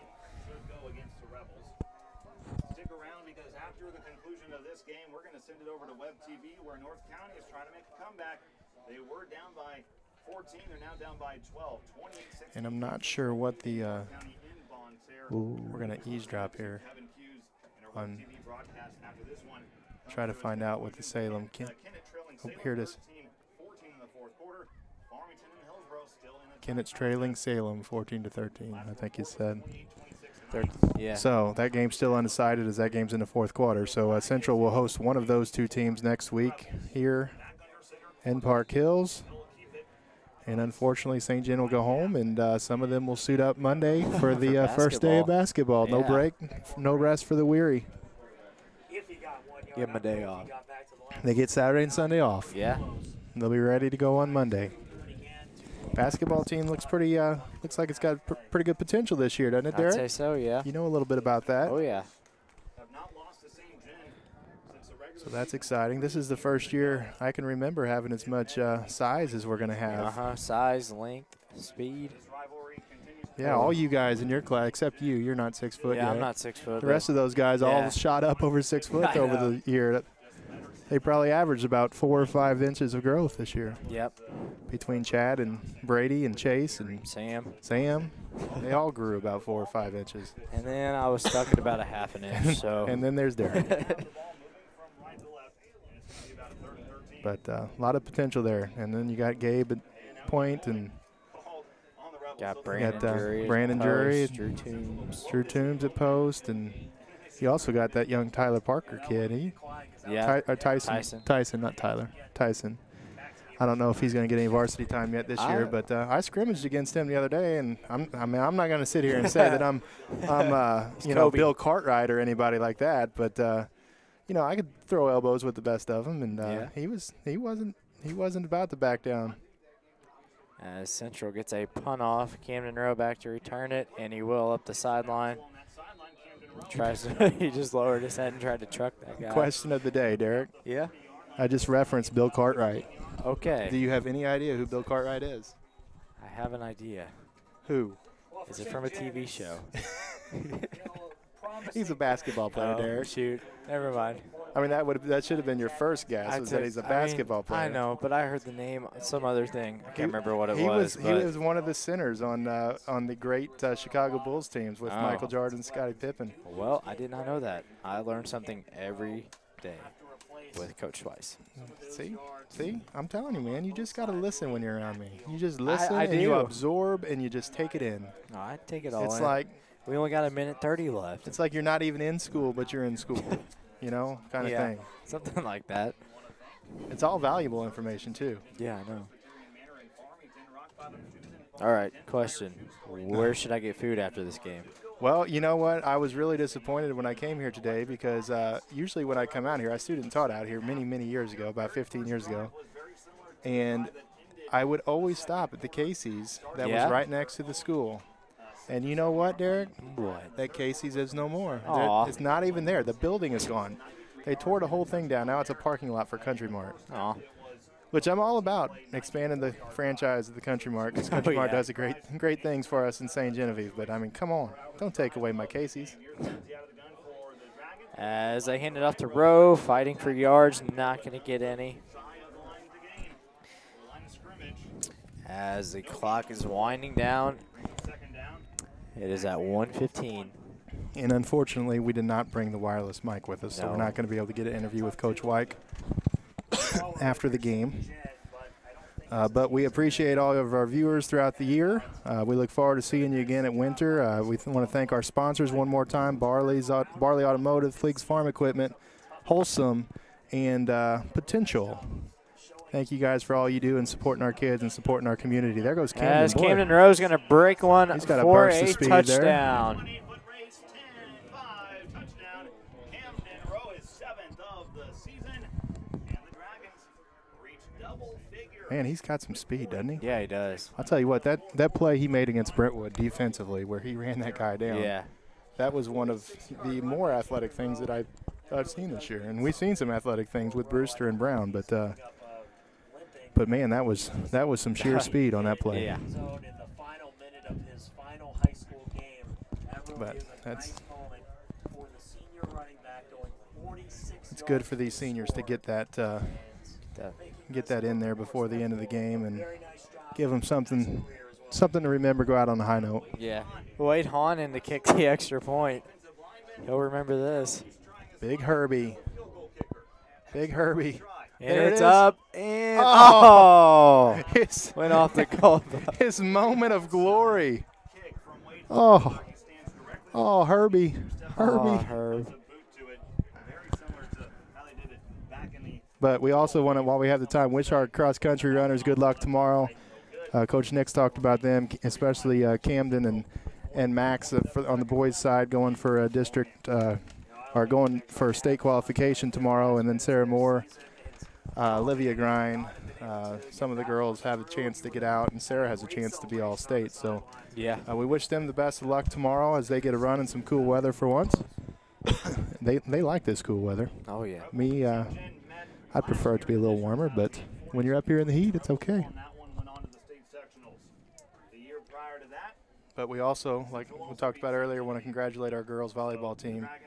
Unfortunately, due to circumstances, we weren't able to bring you that game on Saturday, but I'll tell you what, they played hard, and they fought to the end. They met their match in Lutheran South, but they have nothing to hang their heads over, and congratulations to those seniors on an amazing career. They won a lot of games.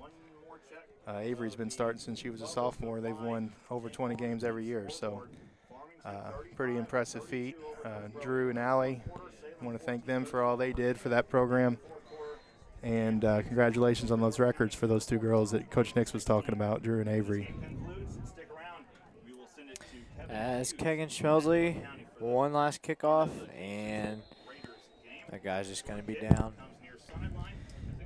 41 seconds left to go in this game. And we also want to thank, while we're here, thank Don Pritchard, who has put our all of our games, has live streamed them or simulcasted them on St. Gen Local Access TV, and has given a lot of our grandparents an opportunity to watch the game from the comfort of their own home.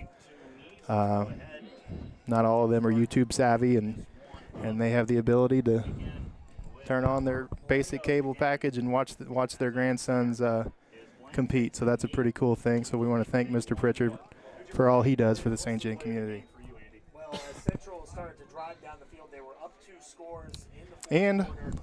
we can't forget, we also need to thank our technology department, Yep. Brandon Crump, Nancy Toombs, Jason Bowman. They do so much for us, not just with the broadcast, but with our equipment at school. We want to thank them for their time, and I want to give a special shout out to Taylor Matthews and Brady Boyer, Chad Dunsey for all the work they do on the production side of things.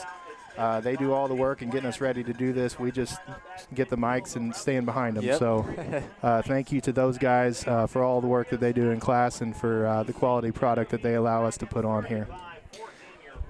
So the game is over, and that brings in the Dragons come into Park Hills, and they showed some fight tonight. but they weren't able to come away with the win. There's your final scores: the Rebels 35, your Dragons 8. You know, it was a pretty good season for the Dragons. It was a good season. Like we said, rough start, tough schedule. Bounced back, kept their heads up.